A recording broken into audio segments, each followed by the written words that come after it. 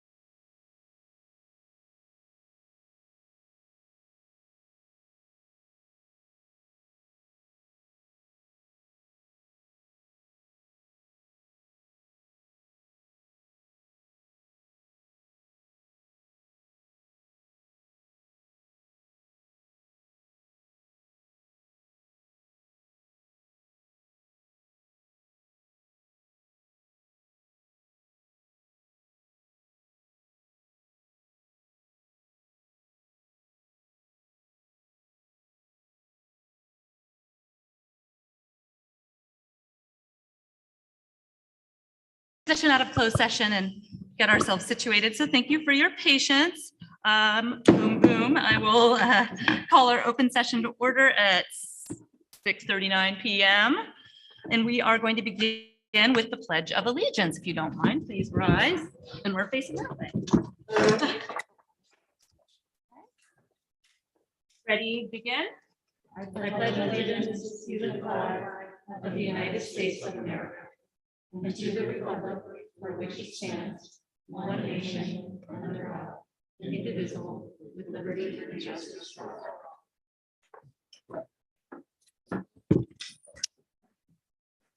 All right.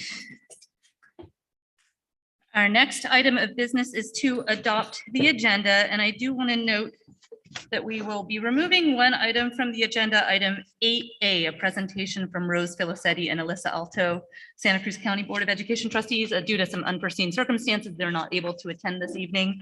So I'm going to ask the board for a motion to adopt the agenda with removing item 8A. Do I have a motion? I'll make the motion.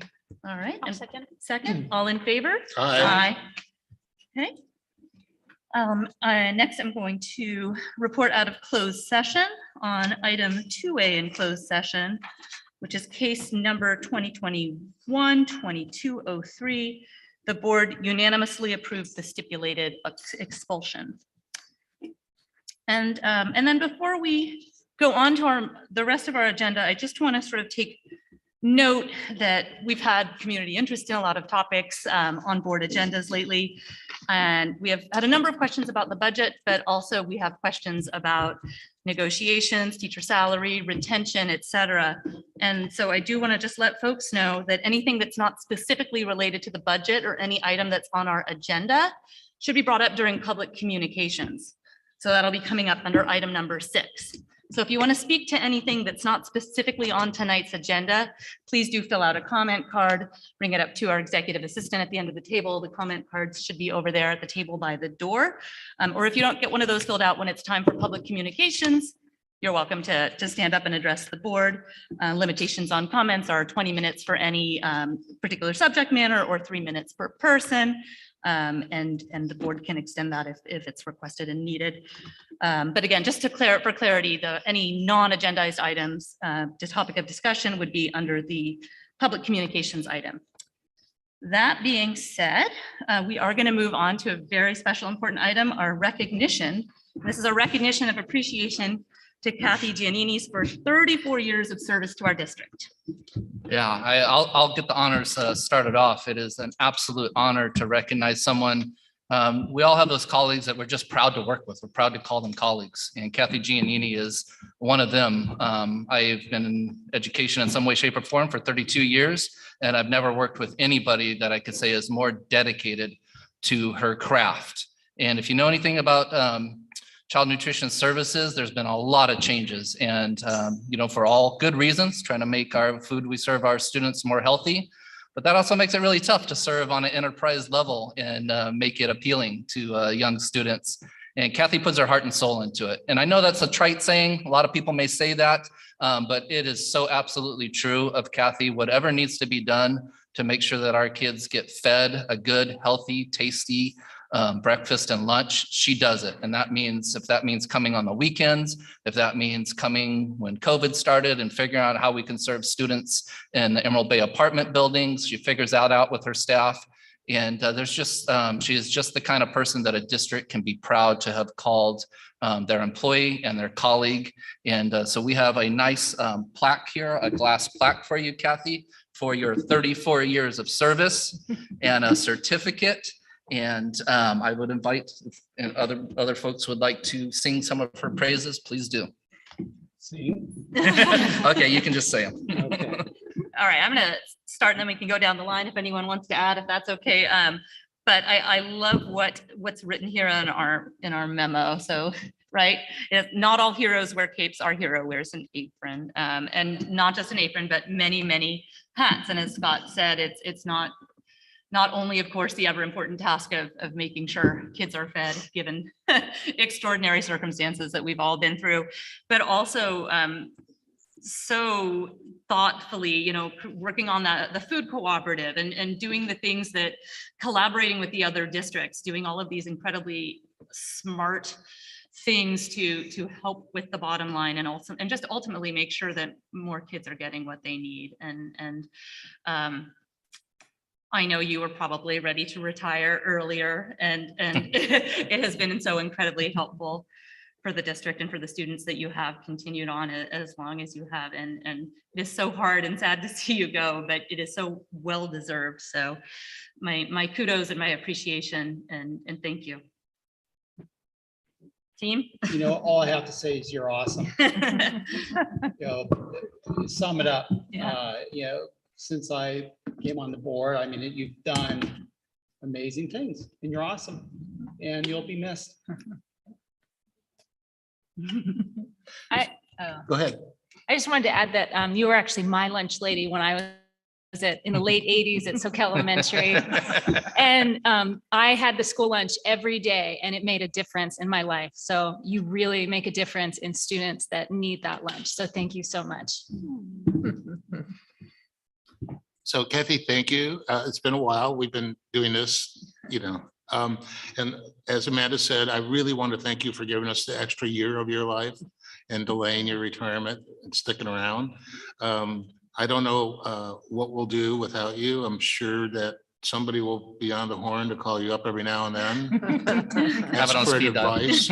And at some point in time, you know, let us know on the board, like the biggest thing we need to do going forward. Thank you for a job well done. Yeah.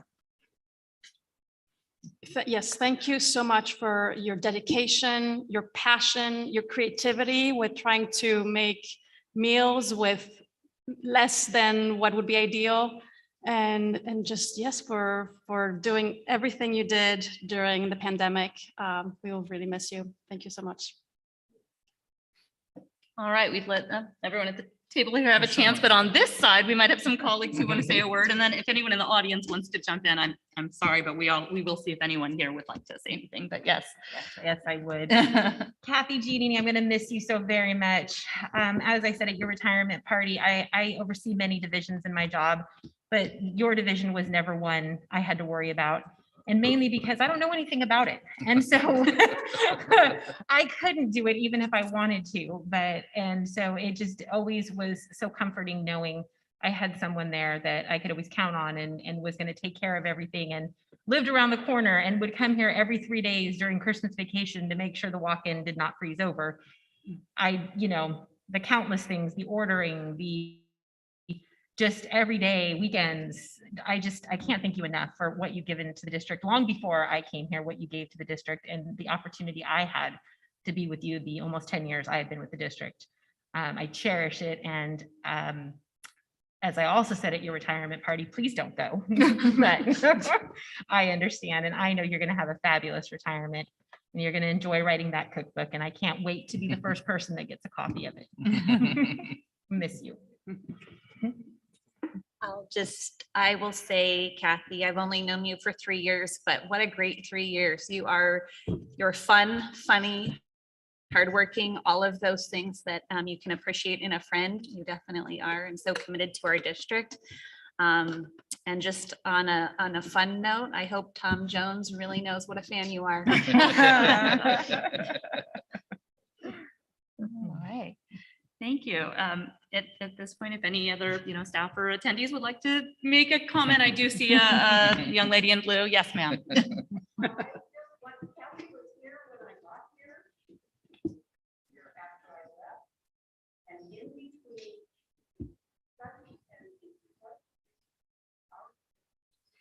And I so appreciate all of her innovation. I never saw anybody get so excited over a piece of machinery. Talking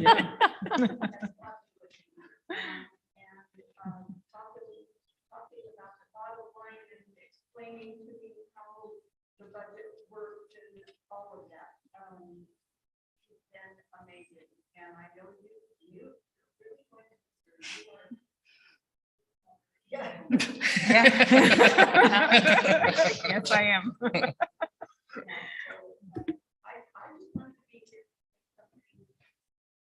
about how much the difference in our kids while I was here. Thank you. Would anyone else like to chime in? Not obligated, but if you would like to say anything, just, let me see, stand up. Okay, looks good here. Anything, Just present this to her. if that's yeah, okay. yeah, just. Yeah.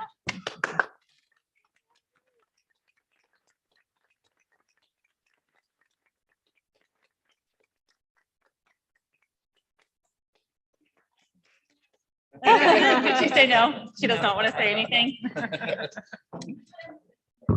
Your call. Thank you, Kathy. We so appreciate you.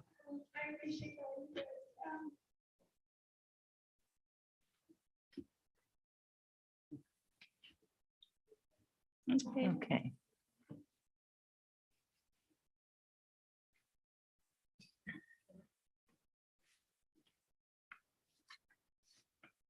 Kathy, your actions have spoken Yes. volumes over the years, Yes. so don't feel Yeah. compelled. Not at all. We're, again, well, you know where to find us every first and third Wednesday. I'm sure folks at the DO and at the sites would be happy to see you anytime, but we really do just wish you so much joy and well-deserved rest and happiness.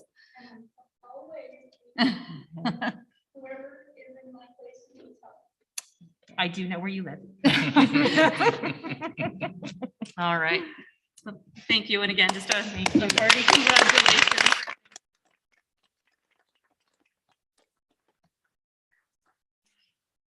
So you're gonna stick around and answer questions about the budget, right?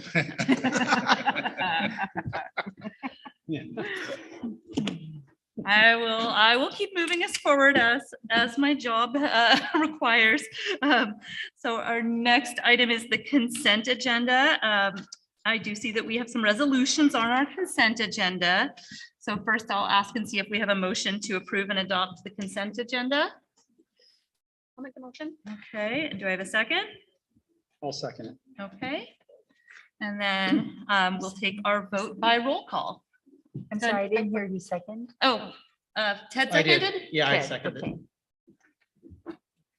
Okay. Trustee Edmondson, Oh, aye. trustee Friedman, Aye. trustee Rodriguez. Aye. Trustee Donley, Aye. trustee Jackson Miller. Aye. Thank you. Thank you. Now we'll move on to public communications. So if you have a copy of the agenda or if you're following along on YouTube, the options for public communications would be either to email during the meeting and you would email public comment at suesd.org, or for our folks here in person, you come on up and it looks like someone's passing a comment card to me. Again, this is the time to speak about anything that's not specifically on the agenda. So I have one in-person comment card and it's Laura Noland. Hi, Laura. You're welcome to sit or stand, whatever's comfortable. Thank you. Thank you for letting me speak. I just want to acknowledge that the last board meeting was 5 hours long. And a large part of that time was dedicated to hearing public comments and questions around the budget. So I just wanted to express my appreciation for you giving the community the opportunity to do that. I know you guys have all collectively spent hours and hours and hours in board meetings over many years, and just appreciate all the work that you've done to support the our district. And you have a very thankless job, so I just wanted to express my appreciation. I also wanted to acknowledge that there's many areas that there's a lot of common understanding. I think that we all, in regards to teacher retention, we all agree. There's no question that we absolutely love our teachers and that we they're our most precious resource and they're extremely important to us and they're our lifeline, and there's no question about that. I think there's another area that, we all agree that this, the data speaks for itself. We're the lowest funded district. in the county. And we also are have the lowest salary schedule compared to neighboring districts, and the data can tell us that as well. We are struggling with staff retention, and we've faced staff shortages throughout the school year. We've had it impacts all of our staff, our teachers, our kids, administrators. We're losing more teachers. Parents are just, painstakingly getting requests from teachers for letters of recommendation for jobs that they're being considered in other districts. It's really, really difficult for parents to be in that situation. We have some master's level teachers who are making $25 an hour before taxes. And that's just not in alignment with what their experience in education is. We have recess coaches. We've been short on recess coaches all year. They're making barely minimum wage, and it's just not, it's not a sustainable salary structure we have in place. We've been facing a national labor shortage. Our local economy is crazy. We've been, entry-level positions are, the wages for those are extremely competitive now for, basic service industry jobs. So I think that there's an agreement that everybody wants to pay our teachers more. I think that's across the board. I think as a parent of 3 children in the district, I'm also a former special education teacher, and I'm a non-public school administrator myself. I feel like I have some unique perspectives. Laura, I'm just going to give you a time warning. It's 3 minutes. But if you want to finish up Thank your thought. you. Yeah. I will. I'll wrap up, but I just want to say, I appreciate, Michelle, you spending all the time answering questions. I don't understand the complex layers of the budget. I'm trying to be informed and educated. I do understand that it is the best that California has ever done for our schools. I understand that, it's the largest COLA in state history, the $8 billion relief funds, the declining enrollment protection that's being proposed. There's a lot of promising things, but I'm not seeing that reflected in the budget. And I'm having a hard time understanding that as a parent community member. I'm concerned that the budget has historically under projected our revenue, and we've been feeding our large reserve. I know there's a lot of money there that's being in consideration for negotiations right now, but I just we don't have a lot of money as a district, so every dollar counts. I just want to. We're probably at about 4.5 minutes now. Okay. My 2 requests. One, I just urge you, and this is with all sincerity, to find a way to give our teachers their full ask.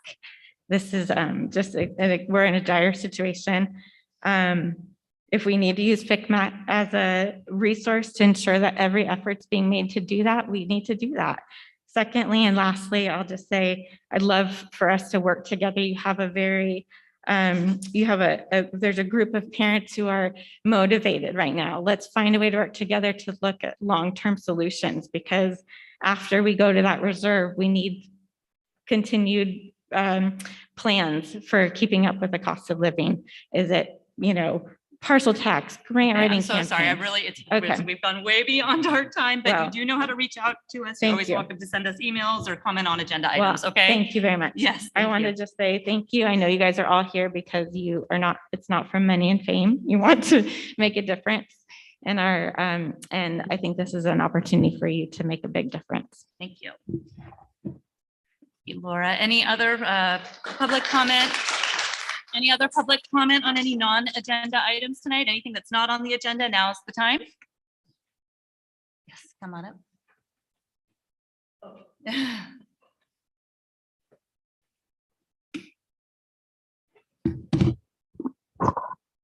Hi, I was Hi. here last time. Hi again. Andreas Zapcosta. Sorry, I didn't write a comment card, but I'm feeling compelled to say something.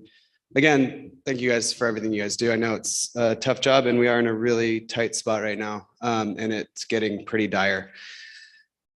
Couple of things, and I hope there's some time to answer because I do have some stuff that's board related or budget related, but I really do. You guys have been elected to be on this board here, and I urge you to really look at a couple of things on the budget that stick out as the biggest kind of like, that's a little weird. The biggest one for me is the money that went into the books. We talked about it here, books and supplies. $3-4 million last year, not there this year. Where did that money get placed? We were told that it had to be placed somewhere, so it got placed as an expenditure in books and supplies. There's other places that could have been placed that showed the revenue that it was. It didn't get spent. $4 million did not get spent on books and supplies. So where did it go?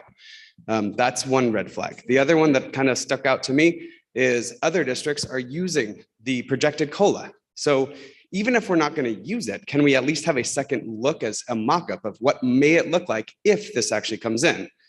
The third thing for me is we were told that there are 3 ADA mitigation possibilities. I know that our union has asked to see what it will look like from each of those perspectives. Now, if I'm in a dire situation and I'm losing teachers year after year, why would we not give that outlook? Hey, let's see what happens in these 3 playouts, right? It seems like that makes a lot of sense. We have not seen that one bit. I know it's a lot of work, but we have to roll our sleeves up and do the work now because this is going to get worse and worse. People are leaving. I'm talking to teachers this summer that's saying, wow, inflation's really affecting me more than I thought. I have to look elsewhere. Not they want to, because the frustrations of what we're at, this impasse that's happening, and it sucks, but the reality is they have to. And if we're not willing to put in that extra work to see, well, let's see what it looks like, then what are we doing here, right? We have to make that happen. So I'm really, really urging you guys to take a second look at the budget. I don't know what it means if we reject the budget. I've never been down that road before, but if we have to do that to get at least a playbook of what potential could happen so we can retain quality teachers, that's what we need to do. I really hope you guys take that in consideration.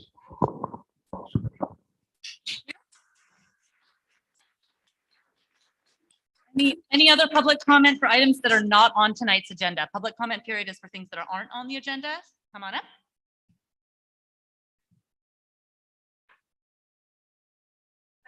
Hi there. It's been a familiar thing recently. I think Andres, I just feel compelled sometimes to say something. So it's not on the agenda, but last meeting I was out of town, but I did listen to the 5 hours. And Phil, you mentioned an area where the districts were working together because a parent asked, are we coordinating with other districts? Are we, with our resources, right? Are we joining teams? And you mentioned, the bus mechanic, and it like dawned on me. I'm like, our general ed students don't even get to ride a bus anymore. That was something we gave up many years ago to save the money, for the district. And what's more rare than a bus mechanic is a math teacher right now. It's more rare. Are we looking, I'm looking 5 years down the road, because I agree with you with the enrollment, the declining enrollment. As a parent with young children in this community, I'm finding it extremely hard to make ends meet. And I have a partner who helps me make ends meet, so I'm lucky. 5 years down the road, are we looking at sharing teachers? Are we looking at, if the enrollment keeps declining, what can we do besides hemorrhage our teachers? Right? I love this school. I love our district. And I just want to see, what are we looking at in the future? Because I know the plan for the transitional kindergarten, and I know the plan for the dual, language program, might bring a few students in, but for every 10 students we bring in for dual language, we're bleeding 20 out of the middle school because they don't have a teacher in the classroom. And I checked this week with my principal because I really care. We're down 5 teachers right now in New Brighton, 5. And I don't know in the history of my career, have we ever not had 5 teachers at this point in the year? And I'm really worried because I'm not convinced we can get a credentialed teacher in the room when they keep getting offered other jobs from the neighboring districts for so much more. Because that 8% we were behind is now 16% because they all got their raises and we went to an impasse. So now the difference has compounded to a point where we can't overcome it. So that damage has been done. What are we going to do? What are we going to do the first day of school when there's 5 teachers missing? Right? I mean, that's a real thing that might happen. And I want to be able to look at my friends who I live near and say, yes, please send your kid to the school. I promise it'll be a lovely experience, right? And that's what I used to say. And I feel like we're hemorrhaging. So we're bringing 10 in, we're losing 10 on the other end, right? And so we're in the same position. So what are we going to do? And we might have to just really start to make some tough choices and look at some different solutions. And I'm just saying, like, please just start to do that. I know that I trust that you're all professional and trying to, I know that you're not, you don't want this. I know that you don't want this. I just want you to understand how severe it feels on my side. And I want, because school safety comes to mind. And when there's not credentialed qualified teachers in the room, this becomes like a safety issue, especially at the middle school, right? We need people who know what they're doing, who are qualified to be there. And that's important to me. Thank you very much. Thank you so much.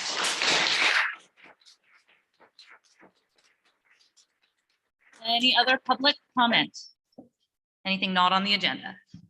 All right. If I don't see anyone here in the audience, I'd just like us to check and see if we have any public comments received for email. Nothing By on email. email. Okay.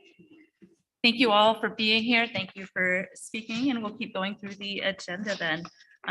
Next item would be our standing reports, and we will begin with our assistant superintendents. Michelle, would you like to start? I will. Thank you. So the last couple of weeks, been trying to work on catch up and getting everything ready for closing down the books this summer. I did want to read Rob from Climate Tech. We've been in contact with our upcoming projects that are happening over the summer, and he sent a really short summarization that I just wanted to read to the board. Solar arrays at Main Street and Santa Cruz Gardens will start next week with fencing. The following week, drilling, pouring foundations. The following week, first week of July. The steel structure goes up with the panels. New Brighton and SoCal Solar will follow the same 3-week pattern: fencing, drilling, pouring, steel panels, starting the week of July 18th. Electrical upgrades at New Brighton are scheduled for the last week of July to get the classroom buildings ready for the HVAC equipment to go in. And HVAC are awaiting the lead times to be confirmed, and we'll have a full installation schedule once we get there. I had the opportunity to take a walkthrough of both Main Street and SoCal, along with George Lopez and Steve Cartwright and the principal of the school site. And we walked the full school site, interior and exterior, when we just looked at everything, all the projects, the summer work projects that are going on and work orders that have already been placed. And we just looked at configuration and safety issues, if the principals had any, and just any general question a principal might have of the 3 of us. And so my assistant also came along, took great notes. And so there's some things like, oh, I lost George. I think there must be 25 miles of coax cables at SoCal that have been rolled up and put into the rafters. And so small things like that, removing those and just doing some general stuff. So it was really interesting. I didn't know that SoCal had a basement. So that was kind of interesting, nor that it has an attic, which was really interesting to learn.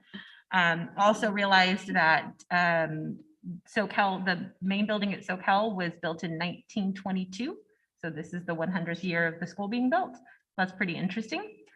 So that's kind of been our week in catching up on just small projects that we have going on. Also, our payroll technician has returned from maternity leave, which we are very happy about. And so we're just getting her back up to speed. And so that's been great.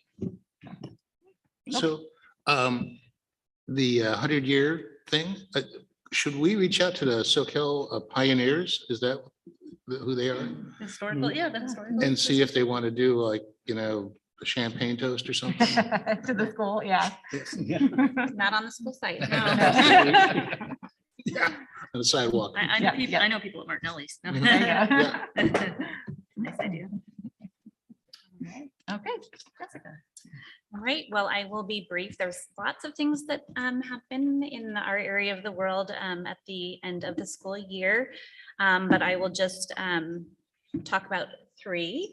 ESY and summer school is off to a good start. We've got one of the teachers here and one of the subs here. It's great to be able to serve students over the summer with great teachers. So that's been great.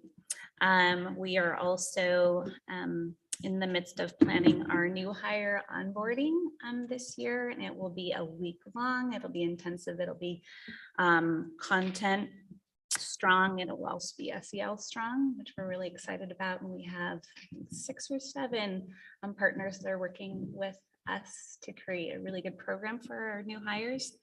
And then lastly, we have a lot of laws that are changing right now. So it's just really studying those and trying to figure out how they impact our work and what we do. So it's been a busy time, but it's been good. Thank you for the update. I'll just quickly piggyback and say I'm just so thankful for all the work that's being done with both the construction projects, summer school, and our special ed extended school year, because summertime comes along and sometimes folks have that vision that nothing's going on, and there was a lot of preparation from a lot of people that to make sure that we're optimizing our time during the summer and educating our students who could use that extra boost. So thank you, Michelle, thank you, Jessica, and everybody who's on your teams to make that happen. Thank you. Items from CSEA, Mr. Dolmo, welcome.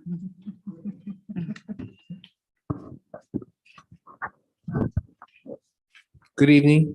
As usual, my name is Enrique Domo, CSEA Union President, and we do support SEA in their future. I guess I'm trying to say is what they're trying to get is a raise for the teachers, and I do believe that they do need it. Just my wife and I, or myself, we drove to Monterey, and it cost me $20, and I was like, wow, I guess we're not going to be doing many Monterey trips this year. Gas is just a little expensive. We just took our car in, cost us $400 just for an oil change and transmission. I think the only thing that hasn't gone up is my kids' sports, which is great. So thank you. And we do appreciate our agreement that we came up with CSEA. We really do we do approve that. And also, I thank you as the athletic director at New Brighton. I appreciate you allowing us to have our open gyms for the 4th and 5th graders. And I would like to continue, as I sent you an email, with the flag football, soccer, and Mr. Zappacosta has volunteered to do the volleyball as well, too. So thank you very much. Mr. Domo, would you mind just real quick letting the board know what that program is? It's pretty exciting. Sure. So I was allowed to actually send an email out to the 4th and 5th graders at all 3 elementary schools. And I invited them to an open gym, which is not really a clinic, but it's an open gym, just like adults do. They go and they play basketball, but this is kind of a little bit more organized, where we had some referees. We had 4 teachers or coaches that coached with us: Heather Springy, Mr. Fletcher, new coach Daniela, Albert from the Gardens came, Melissa from the Gardens came, had a couple referees, and it was a really good time, and I appreciate that. And I think it's really good that the 4th and 5th graders do that. So we want to do that again, use the soccer field, the volleyball, flag football.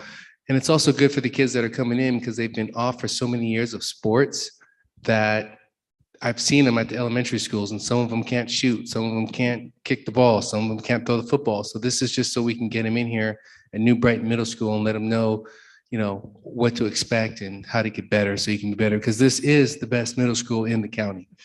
Okay, thank you. So when do you do the programs? When are the programs? Well, right now, unfortunately, my schedule is a little packed. My son is in playoffs right now, and they won't tell us when his next game is until the day they win. So I don't want to plan anything, because I did miss his game on Sunday, but I didn't want to let down the 24 kids that were coming. So I missed this playoff game, but that's okay. So I kind of want to wait to see when this is over, and then I want to start planning some more clinics or some more open gyms. Right. Thank you. I was, as a parent, I was excited to get that email. We just didn't make it, but I'm glad. Huh? Conflicts, so many conflicts in my world, but the desire was there. It was the calendar that was the problem, but thank you I was really happy to get the email, so thank you. All right, SEA, hi there. Hello. It's nice to have conflicts again, isn't it? Like of scheduling. Yeah, absolutely. All right. Ann Wilson, good evening. We would like to again request an updated LCFF pickback calculator reflecting the 22-23 COLA of 6.56% plus 2.5% for the boost to the LCFF base and include the ADA mitigation measures. Without this modeling, we really don't have a full picture of our district's fiscal outlook. And we are left with a budget that does not reflect the increased funding from the state. In addition, if the budget is approved tonight, we will look for the revised budget in August with the 6.56 COLA, the boost to the LCFF base, and the ADA mitigations. We hope that future budgetary decisions are made using the most up-to-date information. Thank you. Okay, we'll move on to items from trustees.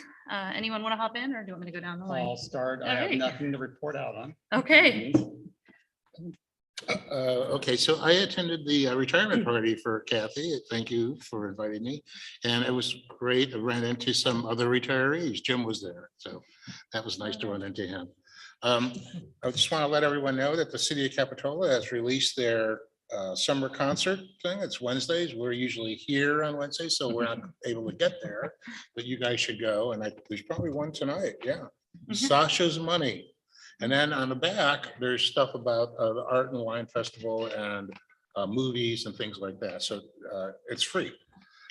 The other thing I want to report out is that I'm still looking for support to send messages to our legislators, asking them to amend this year's budget to increase COLA to 8%. So I hope that you all will do that. And the more voices, the better. That's it for me. Anyone else? I think I have nothing to report. I attended Miss Giannini's retirement party. And also I reached out to Capitola SoCal Chamber of Commerce to start my, whatever that meeting, Yeah. the meeting. Lunch. Yes, yes. No, yeah, Yes, joining that. that's great. It's a great way to get the district connected with business owners in the area. So thank you for doing that. I'll report for myself. I did reach out to my legislators and I got invited to a small meeting with Senator Laird last week, so on Zoom. So met with Senator Laird and advocated really persuasively as best as I could for the legislature's proposal to the governor to include ADA mitigation.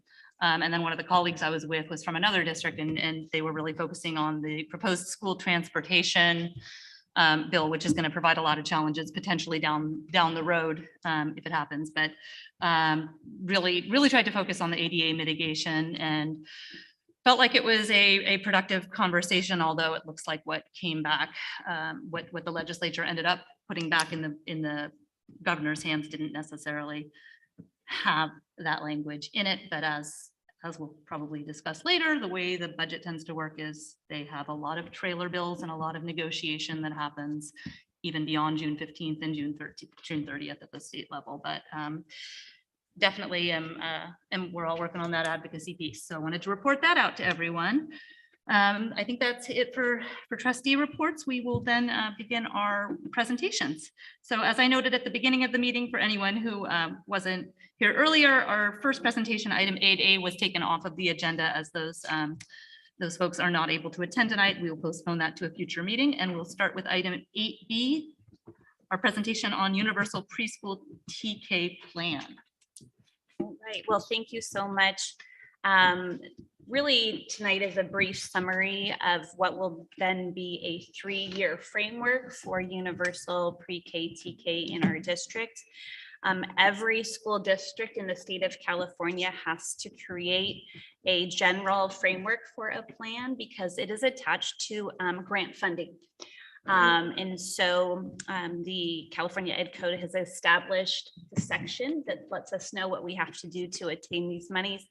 And the first step of it is to create this basically summarizing kind of loose framework given 5 specific component areas. And so what you'll see in the board docket tonight is you'll see the board memo.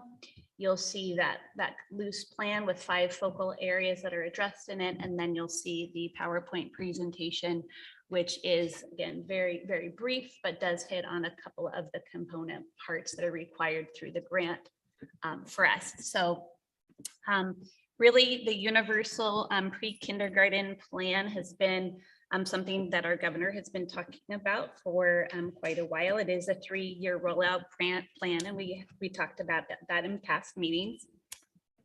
So,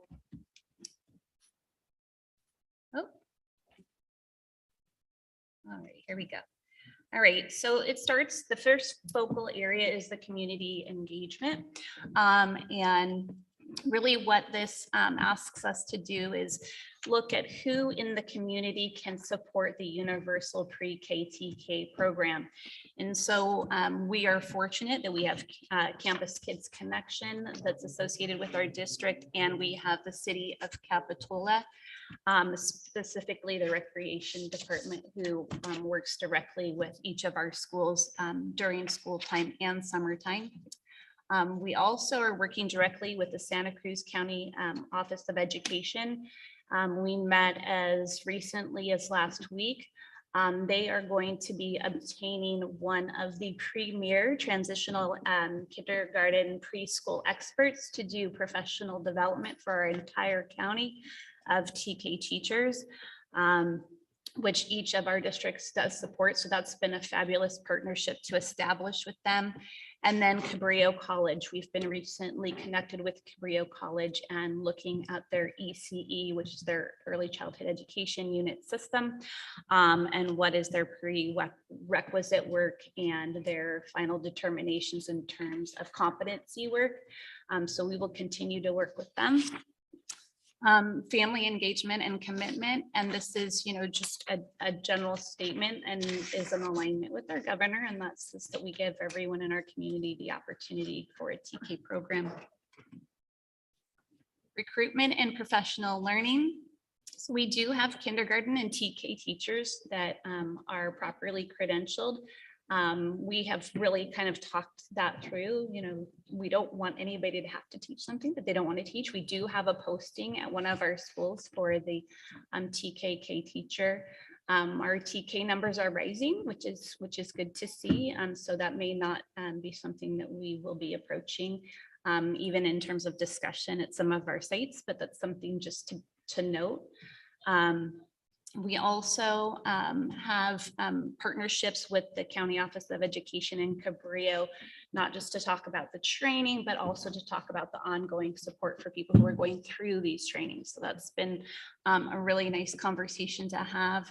The professional development focus will be based on who's actually participating in the training. So who those TK teachers are, but what they're talking about right now is what do the benchmarks look like? What does play-based instruction look like? What are these kinds of things looking like as kind of potential frameworks for the development that's being planned? So that's been really exciting to talk about. Instructional curriculum and assessment has been a really interesting topic because as the state has said, like, really, you have to have this, but we have no curriculum to suggest to you. So that's really been an interesting conversation amongst people who have jobs to mine.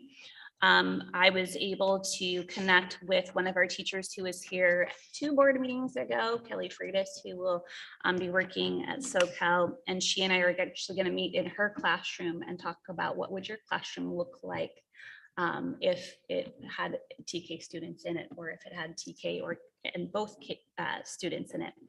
And so that's been a really great conversation because we've been really talking about what is the focus, right? And so it's different. It's different. So we've been talking about, that social emotional learning, the learning through play, all of those kinds of things, and then how to take a look at curriculum a little bit differently. There are some transitional kindergarten curriculums that are coming out. Some of them are good, some of them are not as good. But I'm doing a lot of studying on those each day and hoping, I wish I could write curriculum actually. I think maybe I'll have a side job sometime because there's a lot of things that I wish we had that we don't. But really just looking at those things and then obviously informal assessments to go with those. Operations and facilities, this is of course a big component of the grant. You know, are your classrooms set up for what are TK or preschool age students? And so we have to look at that really carefully. Michelle and her department, you know, have just recently gone to all the schools and done their walkthroughs and taken a look at things like that. But we're looking at ways to improve accessibility. Is there going to be something new? Is there going to be something modernized? All of those things have to be discussed. Additional considerations, these are not part of the grant, but certainly part of our district conversations. And that is just really how to continue community engagement differently. We definitely can do better. Evaluate extending the TK day. Part of the universal PK and TK grant and law say like you have to have available time of 9 hours for kids to be at school. But that's a really long time for kids to be at school. And so how do you take that law and say, how then does that apply? And how would that make sense to kids that we know are so young? So that's really a consideration that we're thinking deeply about. The extended learning opportunities plan for TK through 6. So that could have something to do with it, our relationship with the city, the recreation department and CKC. Obviously our partners that we currently have, and as we've understood the law, those partnerships together can equal those 9 hours of offered time for students.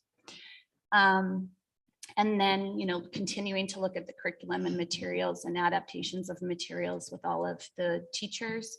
And then that professional development and continued support and hopefully really aligning our resources among all those teachers and not just in our district, but we've talked about how to do that countywide. I think this will be really important. So those are just some of the basic elements to this grant funding. Any questions? I know you mentioned that you don't have the final numbers, but given the current data that you have about that, can you tell us what the classrooms look like at the different sites in terms of, is there a full TK, TKK? What does that look like? I think Scott can probably tell you the closest numbers. Yeah, we don't have a full TK at any site yet, but the numbers have been coming in a little higher than projected, which is great, wonderful. That's what we're all hoping for and rooting for. So we'll be monitoring those, especially when we come back and everybody comes back to office staff in August, and that'll give us the final tally on whether we have combination classes or straight TKs or some of each at different sites. That's looking good. This is more of a comment, but I am a little bit concerned about the blended classes with the curriculum like Jessica was talking about, and this focus on creating opportunities of learning through play, which I love. I love that idea. And that sounds very 4-year-old. And then I know that, you know, the kindergarten curriculum is very different. So I'm really, you know, hopeful that our numbers are going to grow. Well, I think we're all hopeful for that. Yeah. And I would say, and this is, I'm absolutely speaking out of turn. So I'm just going to say that from the onset. I think we could do a lot more play-based learning and more than just TK. I do think that experiential learning is probably the best kind. We all know that. So, you know, I mean, I think that I agree that, you know, a lot of the elements that we're talking about in our presentation that are directly related to TK should not be excluded from the other grades that we have. Would there be possibility to take some TK from one site? Maybe if they're interested, I'm thinking Santa Cruz Gardens because of their SAGE, more project-based learning philosophy, and just kind of reshuffle things around if we needed to make fuller classrooms, if people were interested, obviously, but that may be something that people haven't considered and maybe like a way to. I think we're everything that can be considered has been something that we've talked about. You know, I mean, really with the way that the numbers are coming in right now, you know, it's not as alarming as it was maybe, you know, a few weeks ago. And alarming is a strong word. So, I mean, it's different. We're having different conversations. We also have a waiting list, you know, for students who want to come in. So there's just a lot of elements at play that we're excited about. But, you know, this particular plan doesn't address all of that. It's mostly directed at the fundings, the funding source.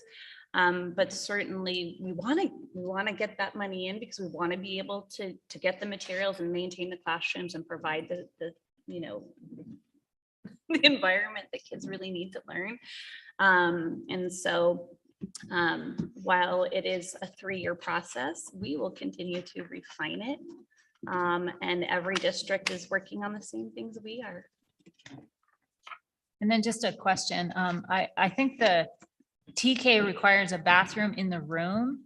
Isn't that correct? It has to be in the room or within a certain vicinity of the room. Okay, so we wouldn't be remodeling a room. We would be trying to locate the classroom near a bathroom. Yeah, that's something that Michelle's team is working on. Okay.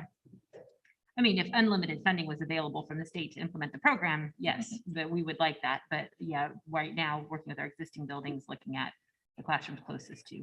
Okay. I had a question. You had mentioned something around the issue of like continued community engagement. Did you mean that in terms of reaching out to the broader community, letting them know we have TK, or is that, internal more, working within our own parent and staff community? Well, I mean, I would say it means a lot of things. Like part of this is like, we have to be looking at the community at large. This 3-year rollout of a plan is going to take a lot of people, right? Because we're going to have a whole nother grade level of kids in school. Right. So we're going to be talking, to staff, to parents, to community partners. Like, there's just going to be a lot that's going to happen in the next 3 years as we roll this out. And we don't want to change it. It's going to be a big shift. I hope it'll bring more kids into our school district. We're really happy about that. But we also want to be involved in meaningful conversations each year, right? So it's like, okay, as we bring in more kids, let's talk about it again. So yeah, and one of the things that I brought up earlier with this conversation with this TK teacher was, when we spoke, I said, just reach out and contact me, email me, and she did that. And we had a really great dialogue through email. And then, our conversations about meeting and what we wanted to meet about were really strong. And so like, it can be as simple as that, right? Okay. Getting just together and talking about those things. Okay, thank you. Any other questions from the board before? Yes, sorry. So a question on the self-directed learning, is that like an app or something? Will we know where that student is going? I think I'm following your question. So it's not an app. Self-directed learning would be more like having students, and I'll just give you like a scenario, right? Like, you have lots of opportunities in your classroom, right? Which ones are you inclined to do? Are you inclined to do that because you want to engage in that kind of learning? And I can take a look at you and how you kind of explore that. That's self-direction, right? That's not the teacher saying, well, you only have this box of things to work on at this table, right? That's just saying like, you have a lot of options available to you. I would also say that, most kids learn that like to learn that way when they have choices. I like to learn that way when I have choices. So that's more what it's in alignment with, not an app. So are we going to be able to track where they're going so that we can leverage wherever they're at the moment? Well, I think teachers are brilliant at doing that. Like, that's what they're trained to do, right? So they watch every child's move, right? And they know what they're, predisposed to maybe choose the next time, or what their area of strength is, or, where their learning capacities are, are they more tactile? There's just lots of things that you gain through your observation of a student and the choices that they're making. And the students that are not making choices, right? Like, why are they not making a choice, right? And so what kind of engagement do you have with that student, right? So just a lot of things like that. I don't know if that's answering your question. Kind of, sort of. So what I was thinking of, that there's applications that will challenge a student. So if you're pretty good at adding, then they might throw in some multiplication and then just keep challenging you until you get to the spot where you've maxed out. So I was thinking that we would have something that would track where the student goes in their self-directed learning so that we know, oh, they have an interest in this and they have it, or they have an interest in that, and build on that. Yeah, I mean, I was a preschool teacher and I would just say, like, I probably, if you asked me to collect data on where kids were going, that probably would have not been my first choice. But like I said, I do think that that is a natural inclination of teachers to do that tracking. They do that mental tracking. And then the second thing is thank you for following up with Korea. Oh, and thank you for connecting me with Kabir. It was a lovely, lovely connection. Thank you. Okay. Other questions on the board? Yeah, I'm kind of back to the community engagement. I'm looking at the list here and we have the City of Capitol Recreation. 3 of our schools are actually in the county. Has anything come about? Have you reached out to County of Santa Cruz Parks and Rec? The County of Santa Cruz is basically a partner of our County Office of Education. And so they're Okay. speaking on our collective. Oh, okay, that's good to know. Yeah, because I mean, we can all call them, or our County Office of Education can be our conduit. And if I could just add on that, the partnership that we have with the out-of-school program that the City of Capitol is running is being offered to all of our, our Right, students, right. that program. So kind of in conjunction with that, City of Cap works with Santa Cruz County as well. And so kind of like a joint, making sure. Do we have advertisement in the catalog that's put out by the Capitola, the Parks and Rec? I don't know how often they send it out, but if there was a mention of the program, that might be helpful to people who wouldn't know about it. It's a really, really good idea. No, I think it's- So I haven't seen that, but that doesn't mean we can't do it. I don't know what the timing is in terms of when it comes out. but- We've got some time. So that's great. Thank you for that suggestion. I don't know who we can We'll figure it out. wrangle to help us with that. Yeah, they probably have one coming out in mid or late July to get folks on board with the fall programming. So that's a great idea. All right, we good at the board table? Okay, thank you, everyone. Any comments from the public? Please just come on up if you have comments. Hi there. I'm Bryn. I've got a child at Santa Cruz Gardens and one coming into New Brighton. And I just had a question about the TK, the program. And from my understanding, we're aiming to have a TK site at every school. If we don't end up with those full class numbers like we're hoping for, and it sounds like we're on the direction for it, so that's great. But if that doesn't happen, is there still conversation about using the Opal Cliff site? Or not having one school that doesn't have a TK class on that site so they can combine and not do combo classes? We have too many students for Opal Cliffs. There's only 2 rooms there, so that's not something that we would be doing. We also have our alternative education program that will be doing their in-person lessons there. But as far as combining kids, we have not discussed that. And that's basically, because we want to make it so that parents can bring their kids to their home school with their siblings and things like that.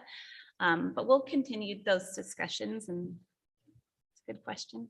Yeah, I think that if there has been any communication to the parents who have those kids going in, I know a lot of parents that I've spoken with would prefer to take their kids to a site where they can be not in a combo class and have 2 separate sites.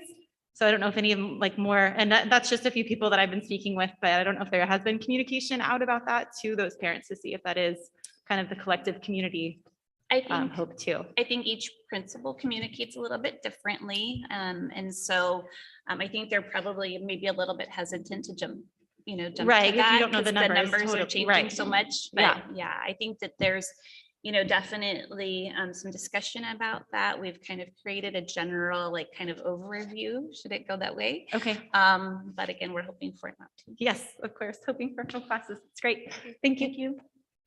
Any other comments? Yeah, come on up. Is the TK transitional kindergarten a new concept? No. And is it a new grade? Is it considered a new grade? It's it's not a new concept, but it's gradually growing the age of students who are participating over a 3-year period. So it used to be just like a segment of an age of students, and then it grows one more. After 1 year, it grows a little bit more, and after another year, it grows a little bit more till it's a full year, full year of school. And it would not be considered a new grade? It then would be considered a new. Then would be considered. So it would be adding a whole grade then. Okay. Yeah. Interesting. And the concept originates from? I think the desire to create an opportunity for all students in the state of California to get some foundational skills before kindergarten, because not every student has access to that. Yeah. Thank you. Thank you. Other questions or comments on this item? Yeah. Thank you all for coming up and projecting. I know it helps the viewers on YouTube, however many there may be. I am just wondering, oh, great. Now I'm going to forget. No, one of them was, I think you said something about we have a wait list, but then I'm also hearing that we don't have full classes. So I'm missing something. Yeah, because I didn't communicate well. And that's just the wait list of students or students who are not yet of the age that would qualify for this year. And so that's what I was referring to. I'm sorry, it wasn't more clear. Oh, no, that's okay. I just didn't get it. And then my other, I guess this is just a comment, kind of piggybacking on what Bren was saying, is not like offering to parents, but maybe just a survey to gauge, like, as a community, I don't have, my kids are older than this, but like, were you given the choice? Would you rather be dropping your kids off at 2 different school sites, or 3 if you have a middle schooler, but have a full TK? Or, because maybe you don't want your 4-year-old, like barely 4-year-old in a classroom with a 6-year-old. So it's just a thought. Yeah, I mean, I think all of those are really good thoughts. I mean, I would say, I don't know that there's going to be too much that I could say about how each school is designing their TKK if they have that. I know that they're looking at obviously multiple options, right? Like, if this happens, then we're going to do this, and this happens, that we're going to do this. But I would say that I think a lot of the thinking about that is how to age group students more closely. Because, I mean, unless there was just one TK class and one K class, but I think in most classroom makeups, that's one of the things that they're really considering, like, how do you get kids that are closer to the thing? Yeah, that makes sense. I just, maybe I'm not getting it, but I know you're saying it's like a school site thing, but it feels like, I don't know, I'm just a parent, but it feels like, wouldn't that would be like a district thing if you're looking at the numbers, like, here's how many TKs, and like you said, we don't know, you don't know, right? It's looking promising. It just makes sense to me that, like, it could be put out there, because if the thought process is, well, parents don't want to do this, but you didn't ask. Yeah, I mean, I think that, one of the things that needs to be also discussed is that some of the engagement that we don't get are parents that couldn't bring their child to another school. Yeah, that's true. Totally. Okay, thank you. Thank you. Any other in-person comments on this one? Hello. I know that hi, I'm Kelly Liebenthal. Hi, Kelly. TK teacher for the district. One thing I ask is about the class makeup, and I know at every school it's going to be different. It seems like there's a hard and fast no to the start date of TK. And parents have sometimes said, oh, my child is, August 15th, if the start date is August or September 2nd. Could we potentially get our child into TK, and vice versa at the opposite end of TK? My child's birthday is February 5th. But the end date is February 1st. So my question would be, to fill a TK as opposed to having a TKK combo at every site, which we're all hoping doesn't happen, and I'm really excited because I've heard the numbers are going up, so yay. Could we really just listen to the parents that are asking for these, and we know that it's a 3-year process, right? We could, as a district, decide how we want to do it. I know the money doesn't come in until the child turns 5. But I think it would be best practice if the students are getting younger to separate them from the older students. So potentially taking a look at that end date and that start date and taking parent requests, as well as, I love to piggyback on the idea of if the numbers come in and it isn't going to be full, how do the parents feel? Because it is such a huge curriculum difference between TK and kindergarten. There's standards, it's,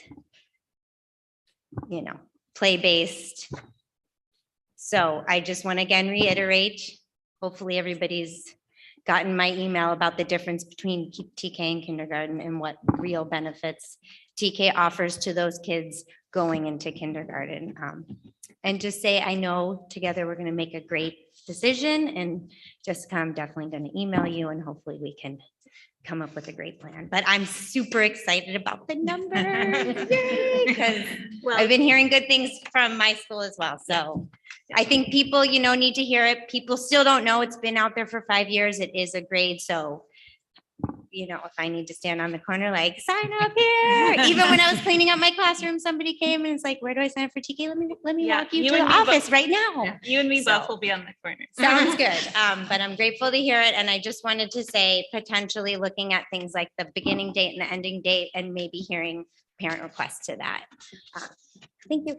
And that's, I think, why we have the waiting list, right? Right. And so we haven't closed it. It hasn't been hard, right? Right. We've kept that option open. So that's wonderful to hear too. I love all these ideas that we're coming up with. So thank you. Thank you. Thank you. Thank you. Okay, anything else from the audience in person? Yes.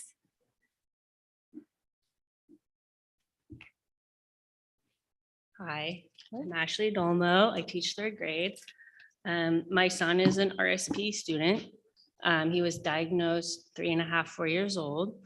I guess I voiced this last time, but I'm still going to voice it again. I don't need to ask questions, but I just hope that you guys take into consideration what will happen now that we're bringing TKers in, which is awesome. But I look at my son's RSP teacher, whose caseload is very, very, very full.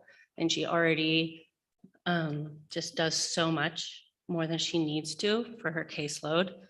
And then there's going to be kids who will be tested and who will become RSP kids. So what are you guys going to do to support these wonderful RSP teachers who go above and beyond for these students? Because right now I just see how slammed they are. So I just hope that we can figure out a way to support the students and also the RSP teachers, because you're going to bring in more RSP kids to our district. Thank you, Ashley. As an early age. Okay, thank you. Any other comments on this presentation item? Hi. So my name is Krista Magellan Petroskas, and I am the resource teacher that Ashley was just talking about. I will start my caseload next year with 25 students. I have 9 assessment plans that are either out or will go out within the first week of school because of learning loss and because of how it's impacting our students. It's showing us at an earlier age that we need to be providing additional support. I will be honest and say that at one point this year, I had 33 students on my caseload. I am very nervous about what next year looks like.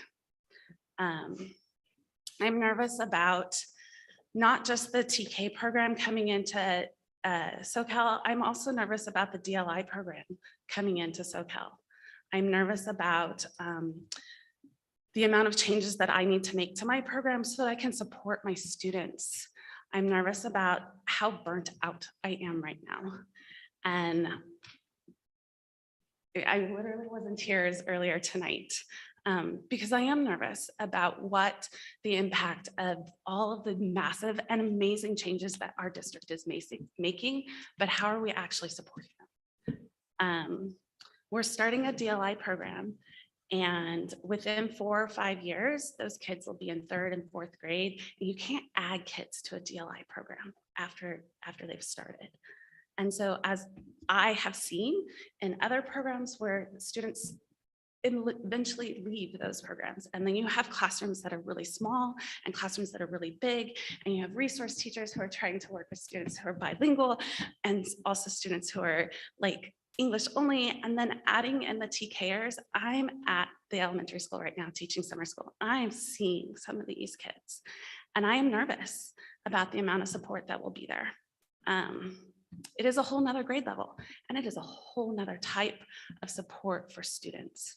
And it's a whole, like, it is definitely showing us and giving us the opportunity to provide additional support at an earlier age, which is by far, in my opinion, the most important thing. Is the earlier we intervene and we give them the support and we give them the skills necessary, we can take them out of special ed and we can get them back into like being awesome with their gen ed peers. But it's,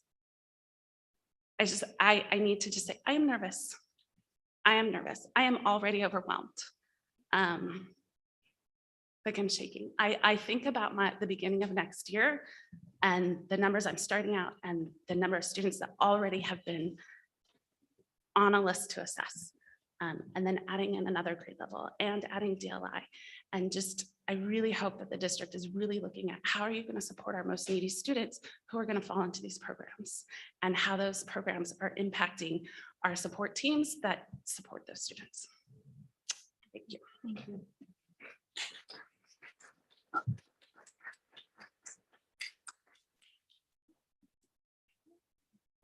Looks like we've got all of our in-person public comment on this item. Do we have any emails on this one? Nothing on email. Okay, all right. Thank you, everyone. We are going to move on to our action items. And our first item is to consider approval of the 22-23 final adopted budget. Yes. Good Michelle. evening.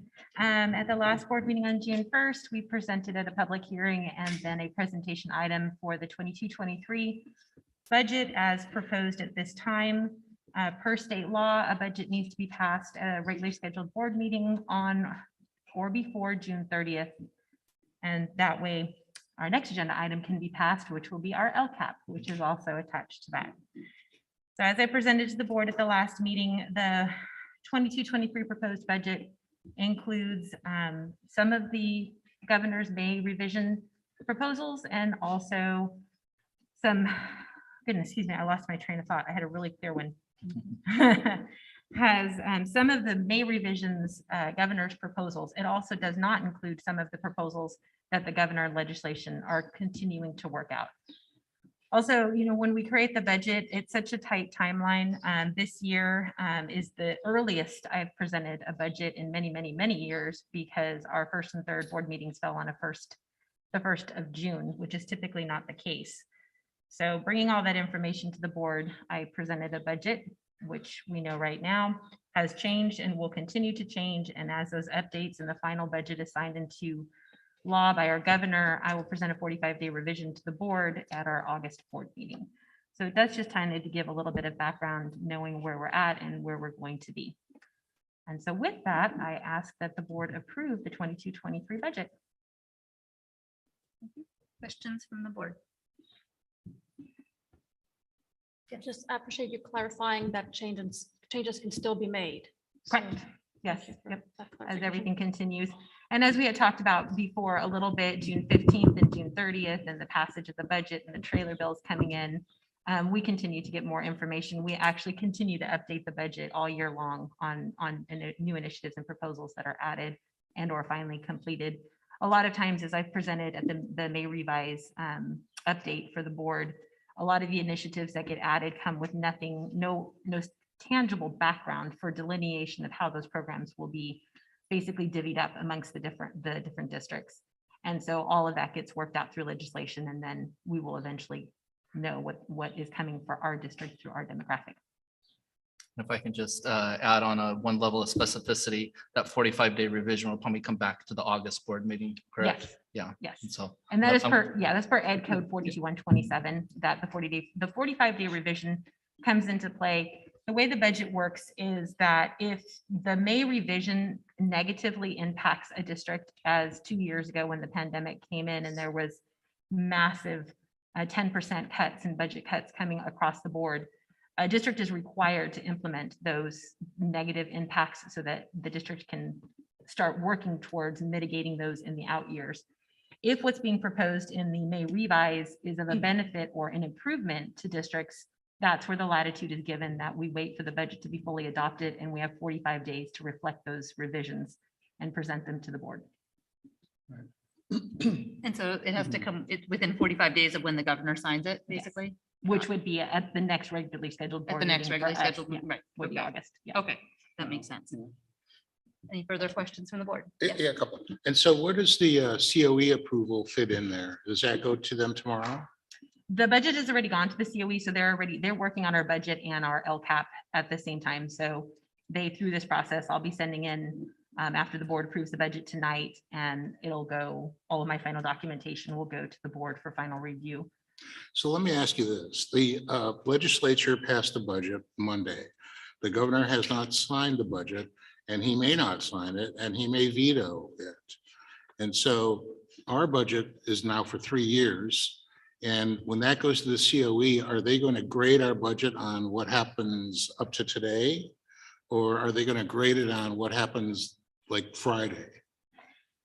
That's an interesting question. I mean, when the COE looks at our budget, and specifically they look at it for fiscal solvency. And so, the budget being presented this evening is fiscally solvent. We can meet our obligations 2 years out. We're coming out of deficit spending. We have a ending fund balance. We don't have projected layoffs. Those are all the things that they look for.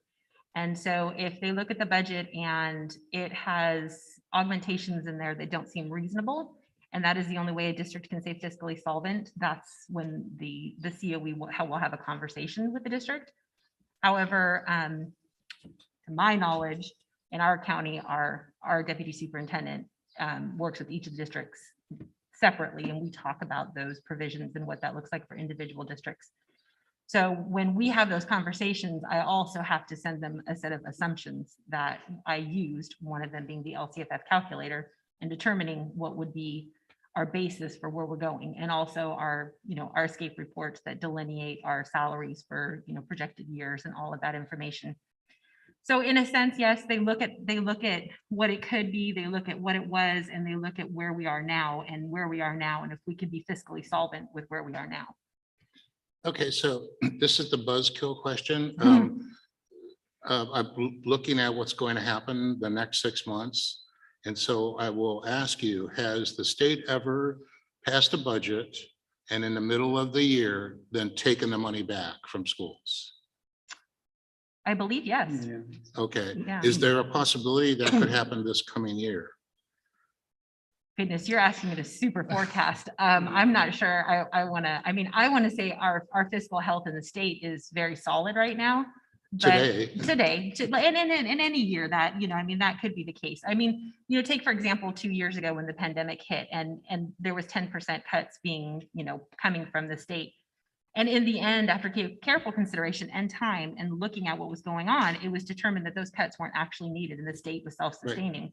And so anything can happen either way, but, something that does have to be taken into consideration, yes, is all the things that are going up for everyone are also going up for the school district costs, our electricity, our water, our fuel consumption, our paper consumption, all of the things that run a business go up for us as well. So those all have to be taken into consideration. I'm more concerned with the revenue side, that with the hiring freezes and the layoffs that are starting up in the tech sector, that would mean less income tax coming to the state.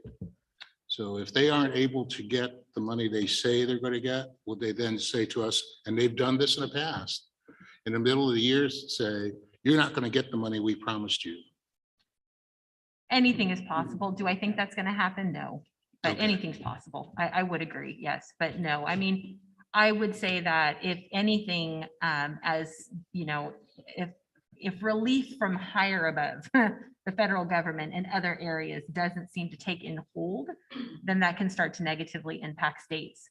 I mean, right now, the big three are holding strong, right? Property income, capital gains, and sales tax, right? So they're super strong, but the housing market is starting to level off. And so capital gains and sales tax will start to take a dip. So yes, I mean, all of those things we look at when forecasting for the budget. And, school services is one. This is the tool that is commonly used for people in my position. It is one of the more conservative of the three, the LEO and then the governor's projections, right? They all come in in different areas. Everybody makes their forecasts and everybody tries to figure out what's going to not only happen. I mean, when revenue limit was in place, revenue limit was such a different animal when it came to school funding. And when LCFF funding came into effect, it changed what was commonly known as the COLA, right? Because that funding mechanism changed based on the new change in the revenue. And so also what I can say is, former governors, when they proposed a May budget, that budget was enacted. Yeah. In the last few years, that has not necessarily been the case, and not negatively speaking, but not necessarily in the format of what the governor produced. The legislation takes a harder look at their own interests in some of the things that are being proposed. So last year, they went into like near the end of August, I think, wasn't it? Yes, because legally they do what they need to do to pass a budget so that they get paid. And then they continue with the trailer bills and the additional language is how it usually works. Thank you. One more question. Could you tell us what will be the consequences of the budget not being approved tonight? If the budget isn't approved tonight, we cannot approve the LCAP. The LCAP is dependent upon the budget. And so without a board approved budget at a regularly scheduled board meeting before June 30th and an LCAP, the district doesn't have the means to be sustainable. I don't have the ability to authorize payments and continue. I'd have to work with the CUE on that. I don't know. I've never actually encountered that. I think we're in violation with the ed code. So I'm not sure if it's a criminal thing, but. I don't know. I couldn't exactly say. I just know, the budget and the LCAP are dependent on each other. For sure, grand jury. Yeah. That's a government code too. So I have a question just because I want to make sure I understand things with crystal clarity, but please do correct me. I'm been doing this almost 8 years, but always learning. But you have prepared the proposed budget and did that at the end of May with the best, most solid information that you had at the time, right? To get it ready for us for our June 1st meeting. Agreed, that's really early. And I think it would be helpful for us when looking at our calendar in December, we should really make a note and take a close look at June and maybe in future Junes, our meetings what wouldn't be on June 1st and June 15th, just to give a little more time. That's a side note. Well, that's actually a really important note because yes, it's a big side note. It's a big, because there are other districts in the county that go to the second and fourth. Yeah. And it does give an opportunity for longer input on creating the budget. Yeah. So yes. So let's please make a note of that and really look at that carefully when we are doing our next year's calendar. So you've prepared the proposed judgment, I keep saying judgment budget. That's a word I use too often. And there are things coming up later on the agenda, for example, the AB 1200 disclosure for the CSEA new agreement. That's not reflected in here, right? Because it is not. Because that has happened since this was prepared. Correct. Any changes that will come our way when the governor actually signs a budget, those new revenue sources, because we're all going to be super hopeful and optimistic that it's going to be higher. There's going to be a higher COLA. There's going to be higher LCFF base. Yep. Augmentation. Right? So when all that comes back to us, we're going to see that. Yes. We're going to see that money and it's going to be on the bottom line. And we're also then going to see new expenditures, hopefully, that we would be approving between now and then. Yes. Okay. And just one caveat to that is that with the AB 1200 that's being presented this evening at a later, one of our later agenda items, part of the AB 1200 is to do a forecasted multi-year projection as the cost of the settlement agreement. Mm-hmm. So that's embedded in there, and that's what the COE, our County Office of Education, uses to base if and what we use for that was our proposed 22-23 budget. And with that information, can we sustain our proposal for the AB 1200? Right. In the out years. So then it does. So you do with see this out- proposed budget, obviously, this is still, it would still be fiscally sound, not to get too ahead of myself on the agenda. Yes. But when the budget comes back with revisions, we're gonna see the changes reflected in the actions that we take. Absolutely, Okay. yes. Thank you. Any other questions from the board? All right, open up to any questions or comments from the public. So I attended the last board meeting in person and then had to leave because it was going so late and I had my small child with me. And I sent a question via email, but it wasn't addressed.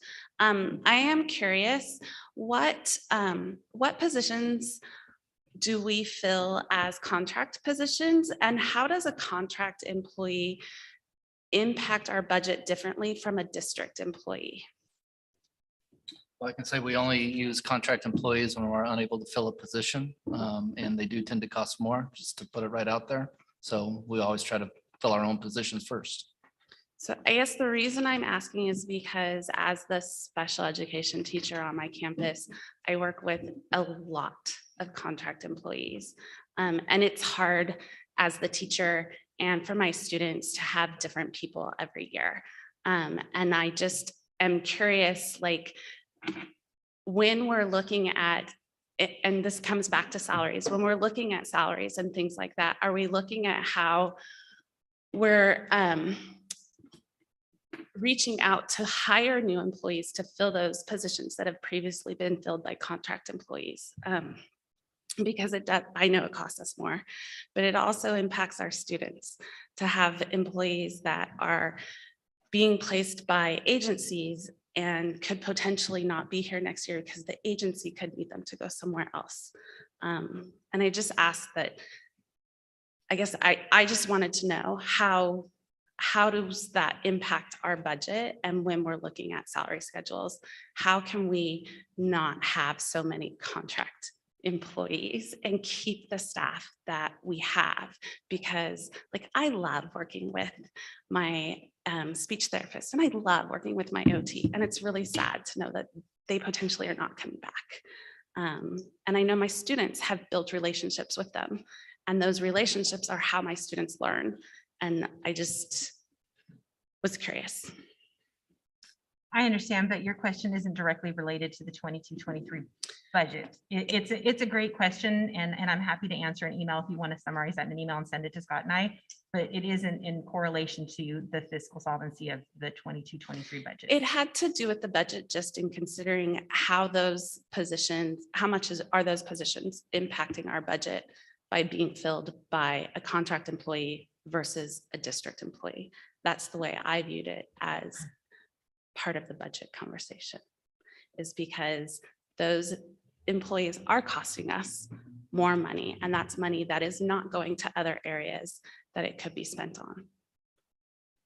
What I can answer is that in the 22-23 proposed budget, all positions are put in as positions, and with the thought that those positions are filled by in-house employees. And as time goes on, if those positions are not filled, then we look at contracts. And so if the budget was written with all those positions being filled by district employees at the district employee rate, how does that impact our budget later when those positions have not been filled and we're now paying significantly more for contract employees? I guess my question is, how does really the understand that it difference is not- between benefits and things like that, like, how are we looking at that when we're looking at our budget? Your question isn't directly related to the agenda item. I'd be more than happy to have a conversation with you if you'd like. I'm sorry. I will send you an email because I am very curious. And I apologize if you did send an email to the board and you didn't get any response. I sent an email while you guys were still talking about it. Right before, like 5 minutes before you guys stopped talking about it. I was quite shocked that it didn't. wasn't read I at that apologize. I did not receive that email, but we can look into that. Okay. Other comments, please. Anyone else like to comment?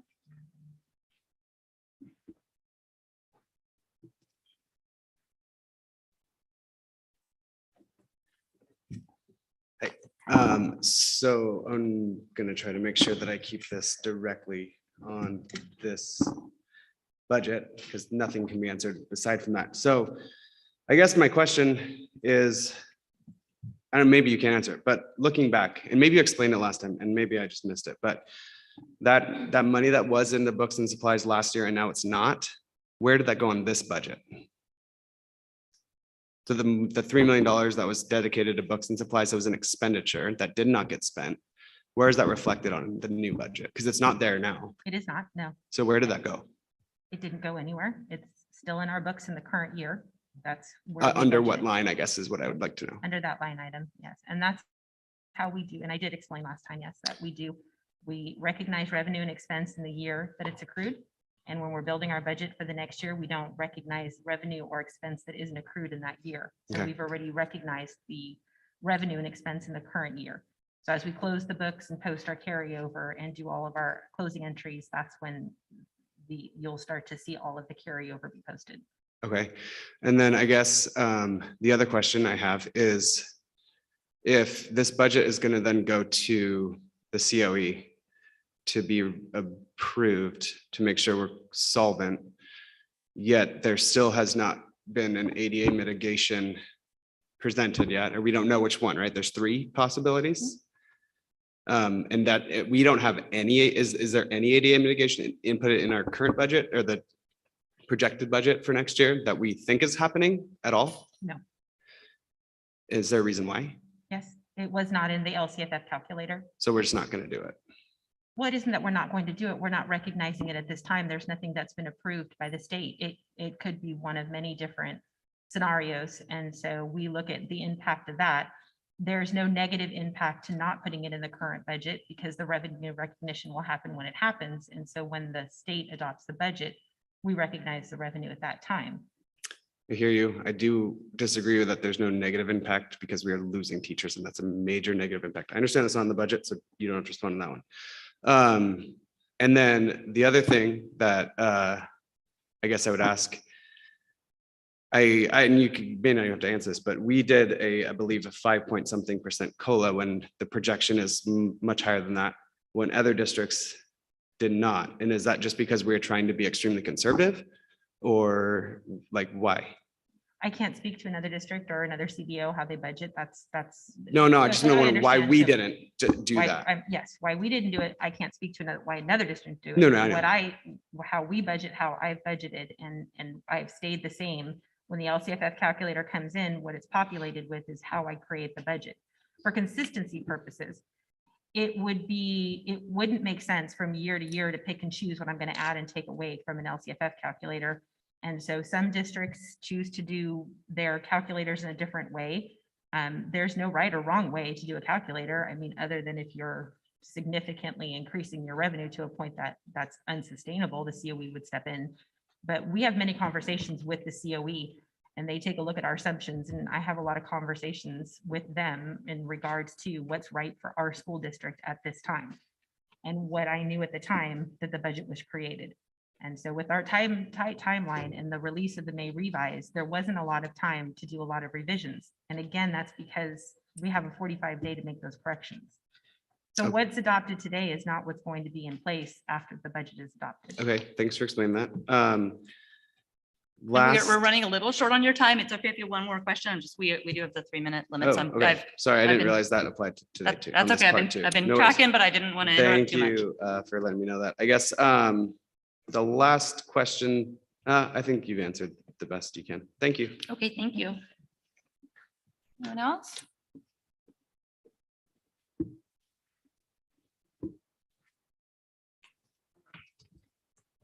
I just have a question about the ADA funding per student. And I understand we're the lowest funded district. And it looks like I have the data from the 1920 school year and we're funded at like 25 or 30% less than Live Oak. So who determines that and how does that, because that's not equitable, clearly. Like we're a community right next to that community. We're essentially socioeconomically the same. So who determines that and how is that remedied? Because that's totally inequitable. Well, I will just, I Yeah. would love to, that's a great question. And I think really hits on a broader topic than what a district can do with the limited resources they're given. I'm not sure that it applies to approving this 22-23 budget for Soquel School District. But I don't know, our board president thinks we should answer that. I don't mean to put all the Yeah. pressure on you, but it's a great question. I mean, it affects the budget, so. I mean, and what I can say to that, kind of specifically is that we are demographically different than Live Oak. And we are very demographically different than the population they serve and our population that we serve here. It may not seem like it, but when you look in the world of how funding is done, we're very different. Their unduplicated count is a lot higher than our. Their what? Their unduplicated count. Their free and reduced foster youth students, their English learners, those student unduplicated. That count is significantly larger than ours. So to your question of one component, that is one of the components. They have a different number than we do, which generates additional funding that our district is not. We don't qualify for. Okay, how about Mountain School then? If you want to talk about another community that's adjacent to us, that's funded better per ADA. They are funded completely different than we are. They're on a different funding mechanism as well. It's hard to believe in a county as small as we are that 10 school districts, 4 of which are one school districts, have such a difference in how they are funded. And so, I mean, to your question, I can't really go any further into that. It's not really related to this topic. But I'm, if you'd like to send me an email and to Scott and I'm more than happy to continue to talk about funding mechanisms. Okay, and this is just a quick follow-up to what Phil asked earlier. He asked about, could the governor give us money and then take it on the budget and then take it away? Is it a fact that California's budget surplus is the biggest it's ever had this year? The 22-23 budget surplus? Yes. Yes. Is it a fact that the governor is up for re-election? I don't know. I don't follow politics, to be honest with you. I really don't. And that's not me being snarky at all. The governor I is up for re-election. Okay, I didn't know that. I did not know My that. point is, what is the likelihood that he will take the money away after promising it to us? Is that a realistic thing? I understand your question. I don't know how to answer it. I mean, I'm not a politician. I can tell you what I know right now. And what I know right now is what I'm presenting to the board as at the time that was presented to me. And this is such an anomaly and a unique year. There is never where there's so much swing on what could possibly be presented in May and what's possibly adopted. There's always a swing, but nothing this large. And so I'll just say one final comment that yes, I budget on the more conservative side. My interest is the sustainability of the district overall. And so we need to have a positive budget, and we do. And when those circumstances change, when they're going to, then I'll present another budget to the board for their consideration. And the budget surplus at the end of the year that gets added to our, I know there's another term for it, but the reserve, basically. What is that reserve there for, other than to cover for deficit years? Our ending fund balance. Ending fund balance. Ending fund balance. Our reserve is our 3% reserve that we set aside for. And that's in every single budget. It's always 3.5%. Is that correct? 3%. For a district our size, we are mandated to have a 3%. 3% each year. Yeah. And then that goes into a reserve fund. Is that correct? So it goes into, the district has to hold it in reserve. So there's the two different, that's all I'm saying. There is the reserve that's mandated by law. And then there's our ending fund balance. And our unrestricted ending fund balance, what we don't spend at the end of this year will go under ending fund balance. And then what it is there for, to cover for deficit year spending. Okay. To determine if the board has other expenditures for the district and compensation. So if that balance is growing each year, does it make sense to allocate some of that? Perhaps not today, obviously, but in the 45-day revision towards other district needs? Your question isn't specifically related to the budget. If you're in relation to negotiations, I can't speak to that. I'm not talking about negotiations. I'm talking about, can some of that money then be allocated on the budget revision to other district needs, whatever those needs may be? I would just say that what you just explained is the ongoing budget process. It's not a static process. Nothing stops today right? With an approved budget, Right. we get new numbers, we bring back a 45-day revision. There's a first interim budget, a second interim budget. It's something that gets reviewed daily, weekly, monthly, and gets brought to the board on a regular basis. Okay, so so the answer is then yes, that some of that's possibility, that some of that ending fund balance can be allocated to other needs that are rainy day needs for the district. Well, any changes would be reflected in the next opportunity, which is the 45-day revision. Okay. Thank you.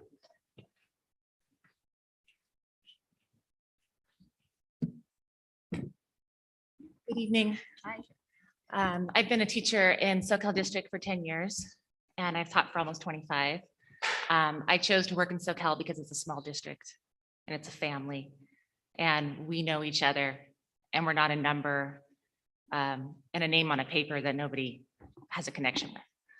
So I love working in this district. Related to the budget, one of the line items about certificated salary that Michelle has projected, and her job is to keep us fiscal. We need to be a district, but I'm saying that without teachers, we're not going to be a district for long. Teachers are leaving at 28% turnover. In Michelle's effort to keep us alive as a district, I see the amount of certificated salary decreasing over the next 3 years. The only way that it's decreasing is because we're pushing out veteran teachers. We're pushing out the teachers that are higher paid, that have the experience. Districts are recruiting us with 15, 20 years plus to leave and to help districts and children that can pay us so that we can support our families. If SoCal wants to keep these qualified teachers, we need to look at increasing certificated salaries and making some tough choices. It's not the books in the classroom. It's not I'm sorry, but a lot of the behind the scenes desks at the district office that are making this happen. It is the teachers that show up in those classrooms every day and work with the families and work with the students. And we need that support. We need to hear that from the board and the community, because we're not able to make our bills. We're not able to stay in this community, and we're part of this community. And I think that needs to be heard.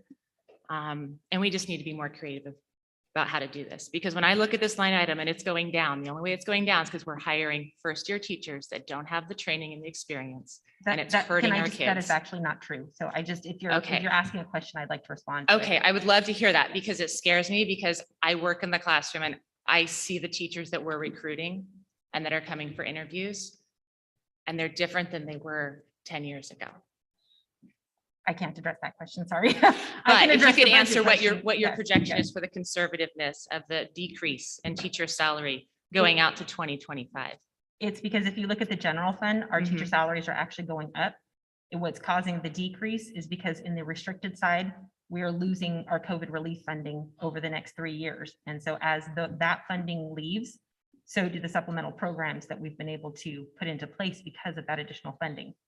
So our general fund, where all of our classroom teachers are paid out of, that is not going down. It's that the loss of categorical restricted funding that's reflected in the multi-year projections. So that loss of categorical funding affects directly the salary projections? It would, because a lot of our current positions that were created with COVID relief funding.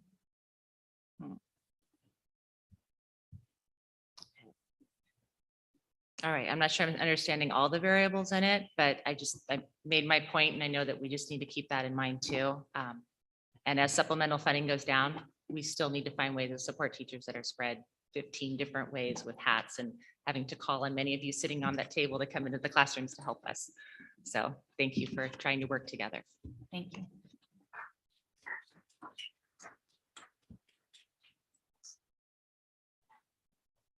I just have a quick question. I know we have to play the game with how we're funded, and I know a big part of that funding is the free and reduced lunch. And essentially COVID year, 2019, 2020, all of our students became free and reduced. And I know as a middle school teacher and a middle school parent, those forms can really get overlooked. And I don't remember a big push to fill out those forms. So my question is, did we have a drop in percentage from 2019, 2020 till now in students who qualify for free and reduced because less kids applied because lunch was free for everybody? Yes. Okay, and then, so then my follow-up question is, do we have a plan this year, to how to rally parents to fill out those forms? We have every year, and, we try very hard to get parents to fill out forms. I mean, I've sent out income verification forms. We've sent out other, communications. The front office staff works extremely hard to get parents to fill out forms. So I'm open to anyone who would have any ideas on how a parent can fill out a form. Yeah, I think it's something just maybe we should look at, because it's such a big part of our funding. I think we're really underrepresented right now with the actual number of kids who would qualify, especially now because of what the economy has done with inflation and the cost of housing in this area. And so I think it would be time well spent to kind of brainstorm how to reach out differently. I know the forms went online, as a parent, and it's really easy to just,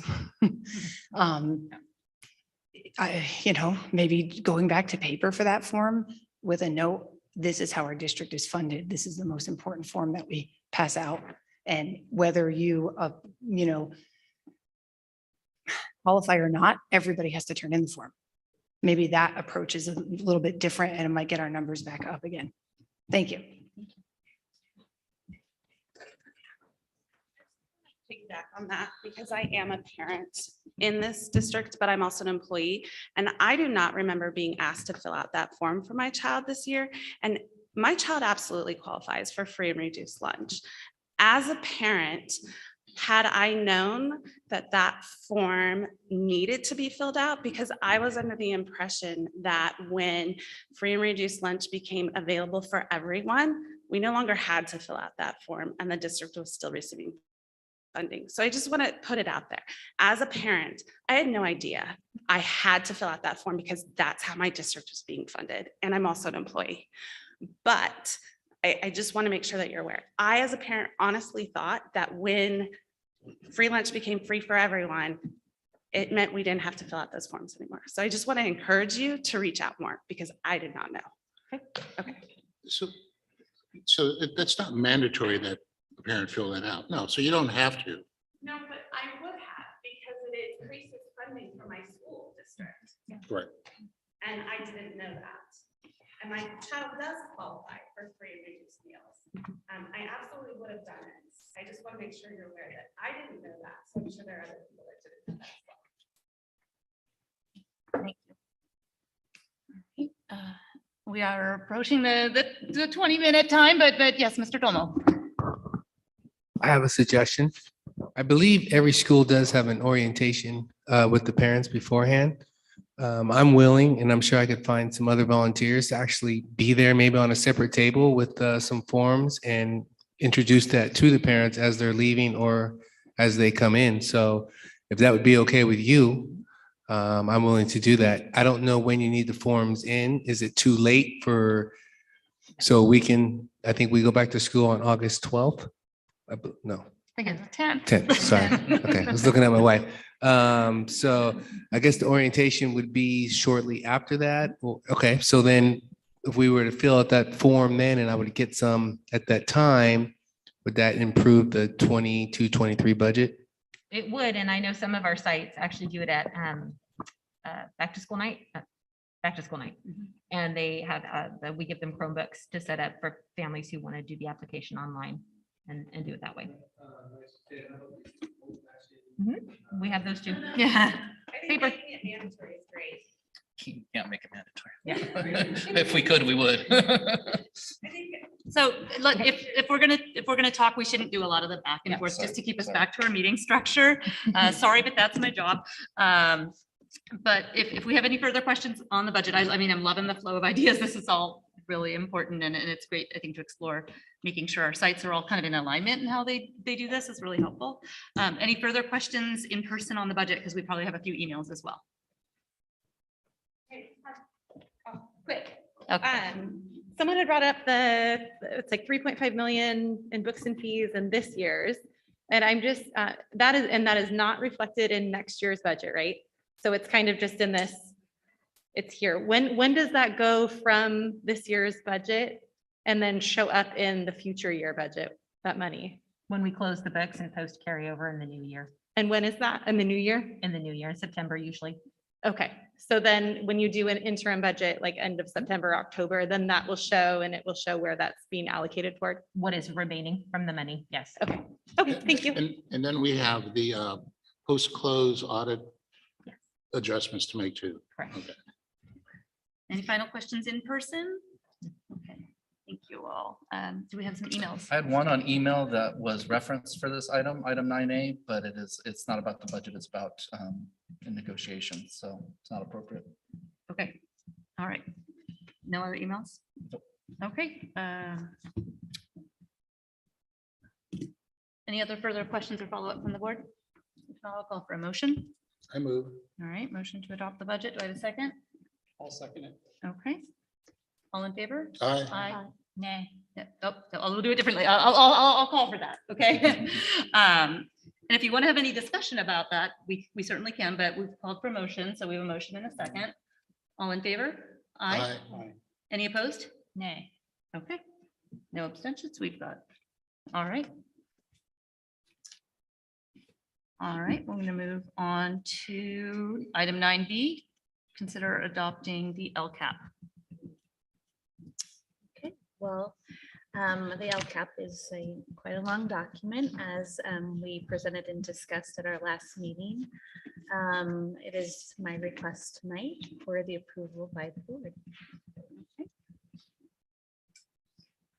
Questions from the board on the LCAP? So I would guess that after the budget gets done, there might be some tweaking to this too. We hope so. Yeah, okay. The LCAP, like a SIPS plan, is a hope what's going to happen, but there's always so much more that comes after that. So Right? aspirational. Yeah. Any other board members, questions on the LCAP? I know we went over it last time as well. It's our most important document. All right. If we don't have any other questions or comments from the board, I'm going to see if we have questions or comments from the audience on our LCAP. Anyone in person with questions or comments on the LCAP? Do we have any emails on this item? Nothing on email. Okay. Then I'll bring it back to the board to see if we have a motion to adopt our 22-23 LCAP. I move. All right. All second. All in Okay. favor? Aye. Aye. Any opposed? Nay. I'm sorry? Nay. Okay. On to item 9C, consider approval of the CSEA tentative agreement and AB 1200 public disclosure of the collective bargaining agreement. That's me. Thank you, board. I'm happy to announce that CSEA and the district have come to an agreement for the 22-23 school year for a compensation package. As part of that package, the delineation of the cost for the 22-23 gets broken out. And with that, you'll see the AB 1200 that's attached and breaks out. And also the signed tentative agreement or ratified agreement by CSEA has been included. We did a compensation package to both salary, health and welfare, and a few changes in article language. Also, there's a TA attached for the 21-22 school year as an additional one-time payout we had already settled for 21-22 in the course of closing the books and working on our next year's budget. It was determined that a 2% off schedule was available and presented to CSEA. So as part of that, they did the TA for 21-22 separately from the TA for the 22-23 ratification and the 3-year re-up of their CBA. But both were approved and they're both reflected in the AB 1200. Okay, thank you for that clarification. Questions or comments from the board?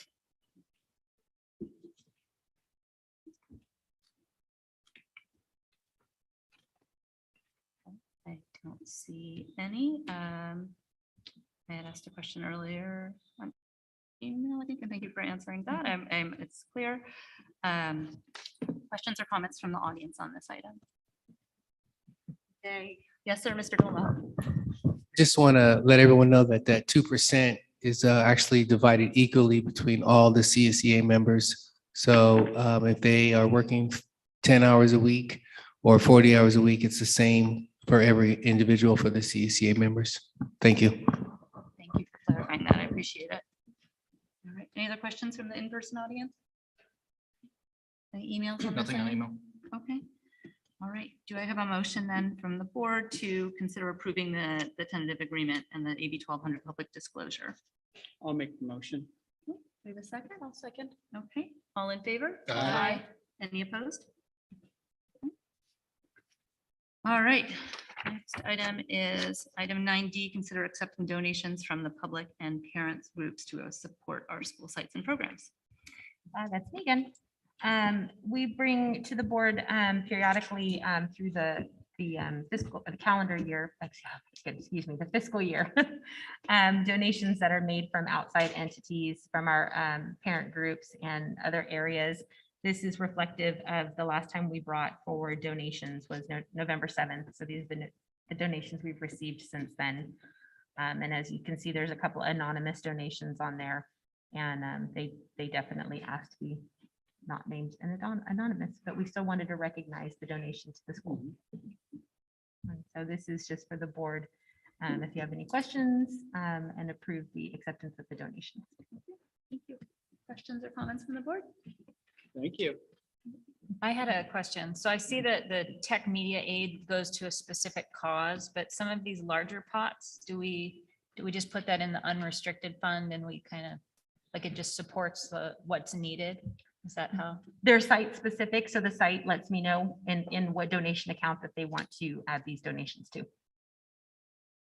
Oh, but not the parent group, the site. The site determines. Oh, Yes. yeah. Well, specifically, if you're asking about the FOMS donation for the tech media, that was a specific donation that FOMS made to the site while working with the principal.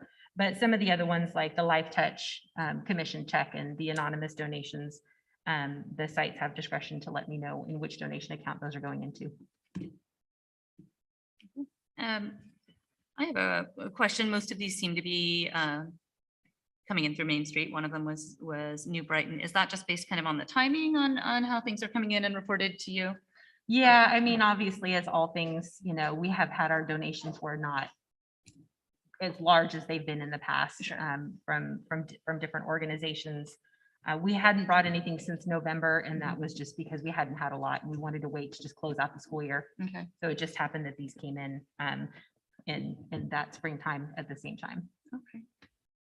Well, thank you. I think at some point in the pre-COVID era, maybe 4 or 5 years ago, we did ask to start having all of these come to the board, or anything over $250. And it's really nice for us. Of course, it's lovely that we get to approve them, but really, for us to really be able to see what's coming in and appreciate these donations is really helpful. We would always see where it's coming in, even if it weren't a particular agenda item, but having it called out this way, I think, is really meaningful for us and also to the community to get the recognition. So thank you for putting it together. Any other questions on this from the board? Yeah, Yes. so this will be, is it going to be amended to the final year budget when we close out the year? I'm sorry, excuse me. Will it be part of the? So this is revenue, so the revenue will show up in the 21-22 fiscal year after we close the year. These donations they were part of the 22-23 adopted budget, Oh, okay. revised 21-22 Great. projected budget. Yes. All right, so they were in the budget we just approved. Correct. Okay. Thank you. Okay, all board questions answered. All right, any questions or comments from the audience? Yes.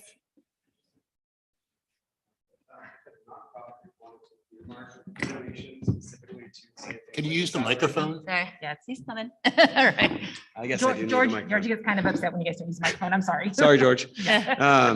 If a nonprofit group, Thank you. a parent I know, right? wanted to earmark money specifically to things like teacher salary line, could that happen or no? I'm just curious to know. No, I mean, in one sense, if a parent group or a nonprofit organization were donating, a parent group is a nonprofit in and of itself. Right. That's what it is. And they wanted to augment a program and hire a music teacher or a teacher that we don't currently have on staff. We work with the principal and the parent group to determine if that's the right fit. and the sustainability on the parent group, Mhm. if they can afford that.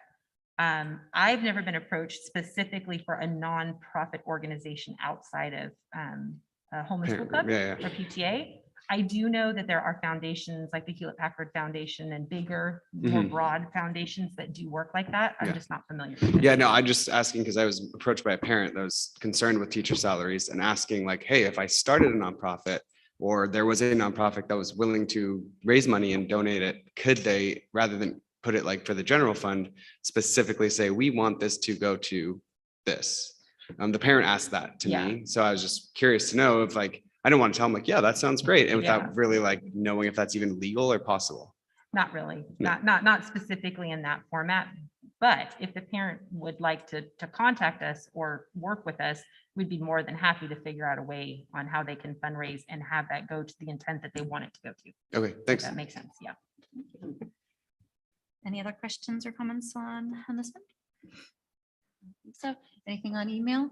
Oh, I'm so sorry. Turn my head.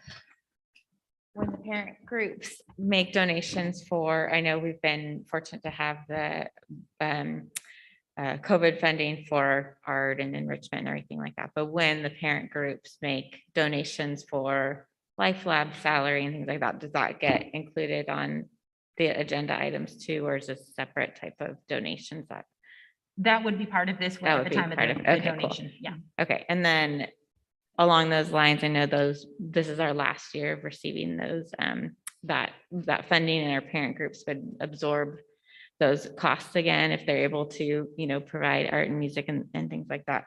Just hoping that we could get a projection of what those expenses would be so that we have fundraising goals for this year. And I think we've communicated that and tried to kind of nail down some numbers for that before, but does that make sense? So that's not specifically related to this agenda item. However, the principals reach out to me all the time. I work through the principals to get them the information that they're requesting in regards to that. Yes. Okay, thank you. All right, thank you. Nothing on email on this item? I think we've got everything covered. Okay, then, do I have a motion from the board to accept the donations? I'll make the motion. Okay, have a second? Second. Okay, all in favor? Aye. Any opposed? Okay. Next item is item 9E, order of election for November 8th, 2002.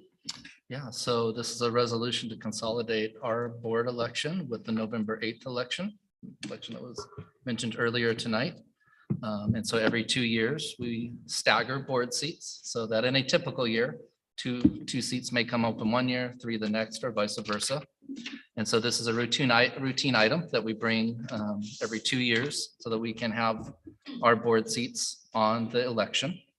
And what's different this year, of course, is we've done a little thing of switching from general elections to trustee area elections. So the part about passing a resolution to consolidate the election, same. The way that those will actually show up on the ballot, different. And so rather than saying Soquel School District has 2 seats open or 3 seats open or whatever the case is, there will be specific areas that will be listed as you'll see in the resolution. It spells out that would be areas 2, 3, and 4. So if you remember from our lengthy process of transitioning to trustee area elections, area 4 right now is unrepresented. And so the hope is somebody from that area will step up, or maybe even multiple folks to be on the ballot. And then we have area, well, I might have messed up my areas. I've practiced this so much. I think maybe area 4 is Phil's, I'm sorry. But anyway, one of these areas is currently doesn't have somebody in that seat. And then one is somebody coming up for their term is cycling out. And the other one is the one we filled earlier this year when Jenna Gonzalez stepped down and Kelly Edmondson stepped up and was appointed. That is area 2. And so that's why you'll see a difference. The other 2 are 4-year terms because they're full terms. This one is filling in a term that was vacated. So that one is a 2-year term. And it's an estimated cost $35,000. Elections aren't free. Could be a little bit less, could be a little bit more, depending on if an incumbent runs unopposed, for example.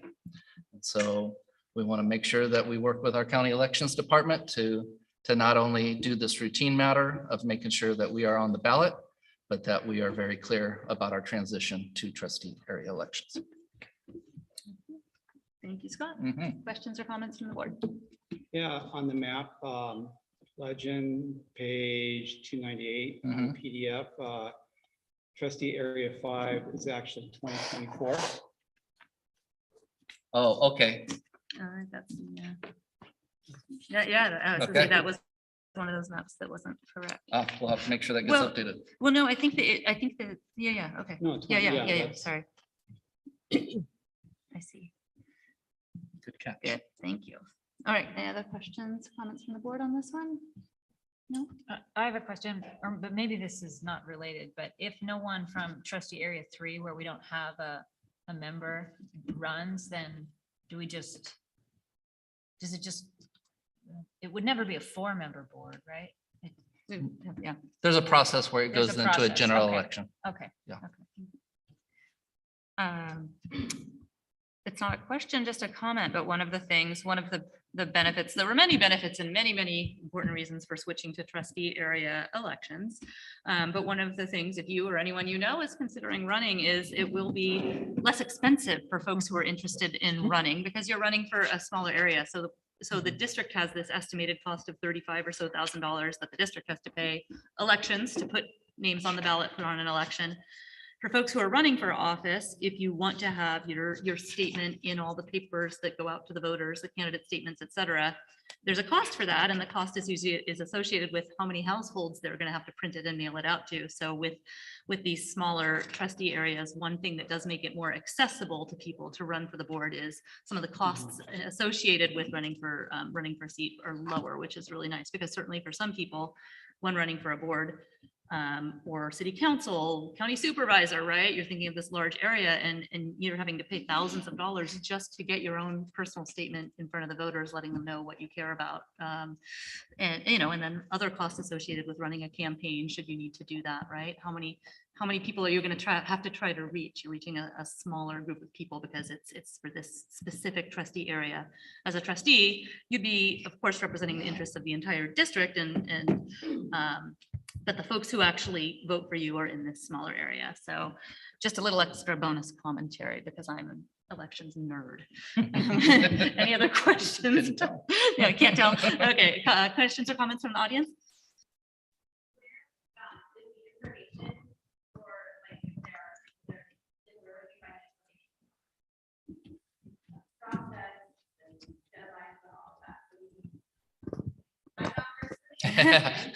Just write your name down now. County elections. Right? Yep. Yeah. Yeah.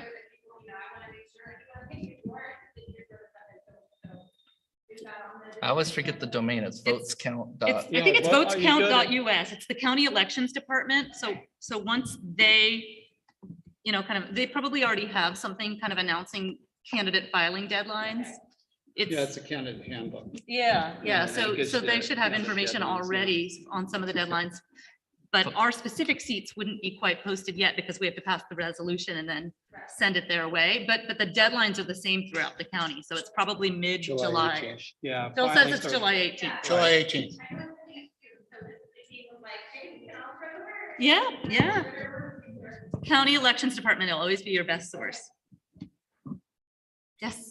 One question. I just want to make sure I'm correct. So it looks like trustee area 1, which is Santa Cruz Gardens. Looks like that's going to be opening up this year, and trustee area 4. It's 2, 3, and 4. 2, 3, and 4. Those are the ones. And is it July 15th you have to have your name in? I didn't have that date at the ready, but Phil That's said the the start. 18th. July 18th. Yeah, it's the filing. That's the start of the filing program. What day was it? July 18th. July 18th. Thank you. And there's a window of time, so it sounds like that's the start. And then, there's a certain couple of weeks or something like that. So definitely anyone interested, I would just say, definitely check with the county elections website, Got just it. in case any of those dates change. And I just have one other question. The 3 areas that are going up is this a question that you can answer? Are you rerunning again? Is that something you can answer now, or is that something we have to wait for? Usually you wait and see if people, sign up with county elections, right? So any incumbent, like anyone wanting to run again, would need to go through the same process. Sorry? I was wondering if anyone here was rerunning on those three areas that would be opening up. Just want to know if you had thought about, I don't know who they are. Thought about running again. If any board member wants to speak to that, they certainly can, but it's also, of course, their right to wait and still consider making their decision. Yeah. Okay, any other questions on this one?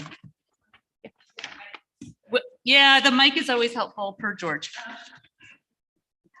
So since you're switching over this year, how do you determine who of the 5 of you are areas 1 through 5?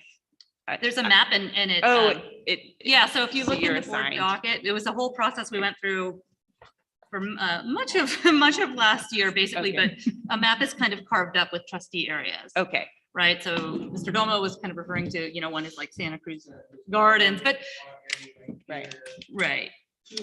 And if I can just say, I totally get why you're kind of calling it the gardens, but we want to be really careful that we kind of, you'll see that the different schools are represented by different trustees. And the only reason I'm saying that is not to correct you, is that we want to really make sure that the mindset never gets out there that there's like a Main Street board member and that board member is coming to only represent Main Street, right? These people represent all the schools. So I think we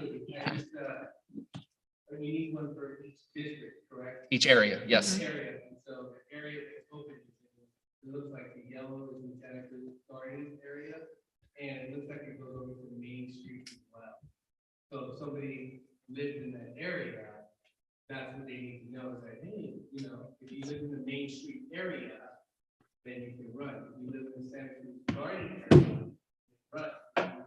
You live in the, right? So that was my case. So I would just really refer people to really look at the map, because the map kind of delineates things, and also county elections, they're going to have it kind of clearly defined. This is the trustee area that's open, right? And then you would, if you were interested in running, you'd say, I live at, 475 Main Street, Soquel. Is that? That was my next question, is like, do you need to be from that area in order to? Okay. Yeah. Think of how when you go to enroll your student, there's an address that says this is your school boundaries. It's not the same boundaries as the school boundaries, but when you give that address, it's gonna be, this is your trustee area. And the map's easy to find on the district website under CVRA, under board. And then the two, just to be clear again, the 3 trustee areas that are part of this resolution to go are areas 3, 4, and 2. Okay, good discussion. Any other questions or comments from the audience? Yeah. Does that topic delineate which one of you are on each area? It just has trustee numbers, not necessarily names. So it doesn't say like you're about area 1, area 2. Nope, it just says. This particular map? No, because the map wasn't, well. That's not the point. Yeah. It's just a question of like how many, where are trustees currently, located, but yeah. It will on the ballot. Yeah. There you go. All right, any other questions in person? Any questions on email? Nothing on email. Okay. So it's a resolution. Do I have a motion to adopt the resolution? I'll make the motion. All right, I'll second. Carolyn seconds. All right, we're going to do a roll call vote then, since it's a resolution, please. Trustee Jackson Miller. Aye. Trustee Donley. Aye. Trustee Rodriguez. Aye. Trustee Friedman. Aye. Trustee Edmondson. Aye. Thank you. Okay, thank you. And I think this is our last action item is consider approval of the MOU for interagency information sharing between the district and the COE. So we have a very collaborative county and relatively small, only 10 school districts. It provides a lot of advantages of working together, sometimes submitting applications for grants together, for example.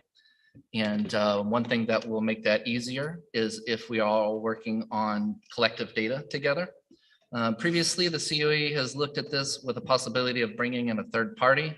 But we felt with the confidentiality so important of student data that it was better to remove that third party. And so this memorandum of understanding that's brought to you for consideration is only so that we can share our data with the COE, and all 10 districts are considering this, some probably tonight, right along with you, so that we can have that collective data and take advantage of opportunities and leverage them when they come along. Questions or comments from the board? Okay, seems like it makes good sense and would serve our students. Questions or comments on from the audience? No. Okay. Anything on email? this Nothing on one? email. Okay, thank you. All right, do I have a motion to approve this memorandum of understanding? Okay, do I have a second? I'll second it. Okay, all in favor? Aye. Aye. Any opposed? Okay. All right, next is correspondence. Any correspondence that needs to be reported? Aside, of course, from we receive a number of emails that we certainly, is always my intention as board president to respond to emails that are sent to the board. If I've ever missed one, please do let me know to resend it. That's really important to us. Anything else on correspondence? Okay. Future agenda items. Bill, I know you had asked for further discussion on achievement and numbers, and you brought that up last time when we talked about the LCAP, so I'm recognizing that. Any other future agenda items from trustees? I don't know if this is an appropriate agenda item, but to consider a parent survey, talking about it for the next meeting, that would give us time, if we were going to do that before school started, to kind of just talk about what the TK looks like. Thank you. Got a note on that. Anything else? And you're always, of course, welcome to email those, but there's an opportunity here as well. Okay, our final item would be a motion for adjournment. Do I have a motion on that? I'll make the motion. Okay, do I have a second? I'll second. Okay, all in favor? Aye. Any opposed? All right, then we are adjourned at 8:55.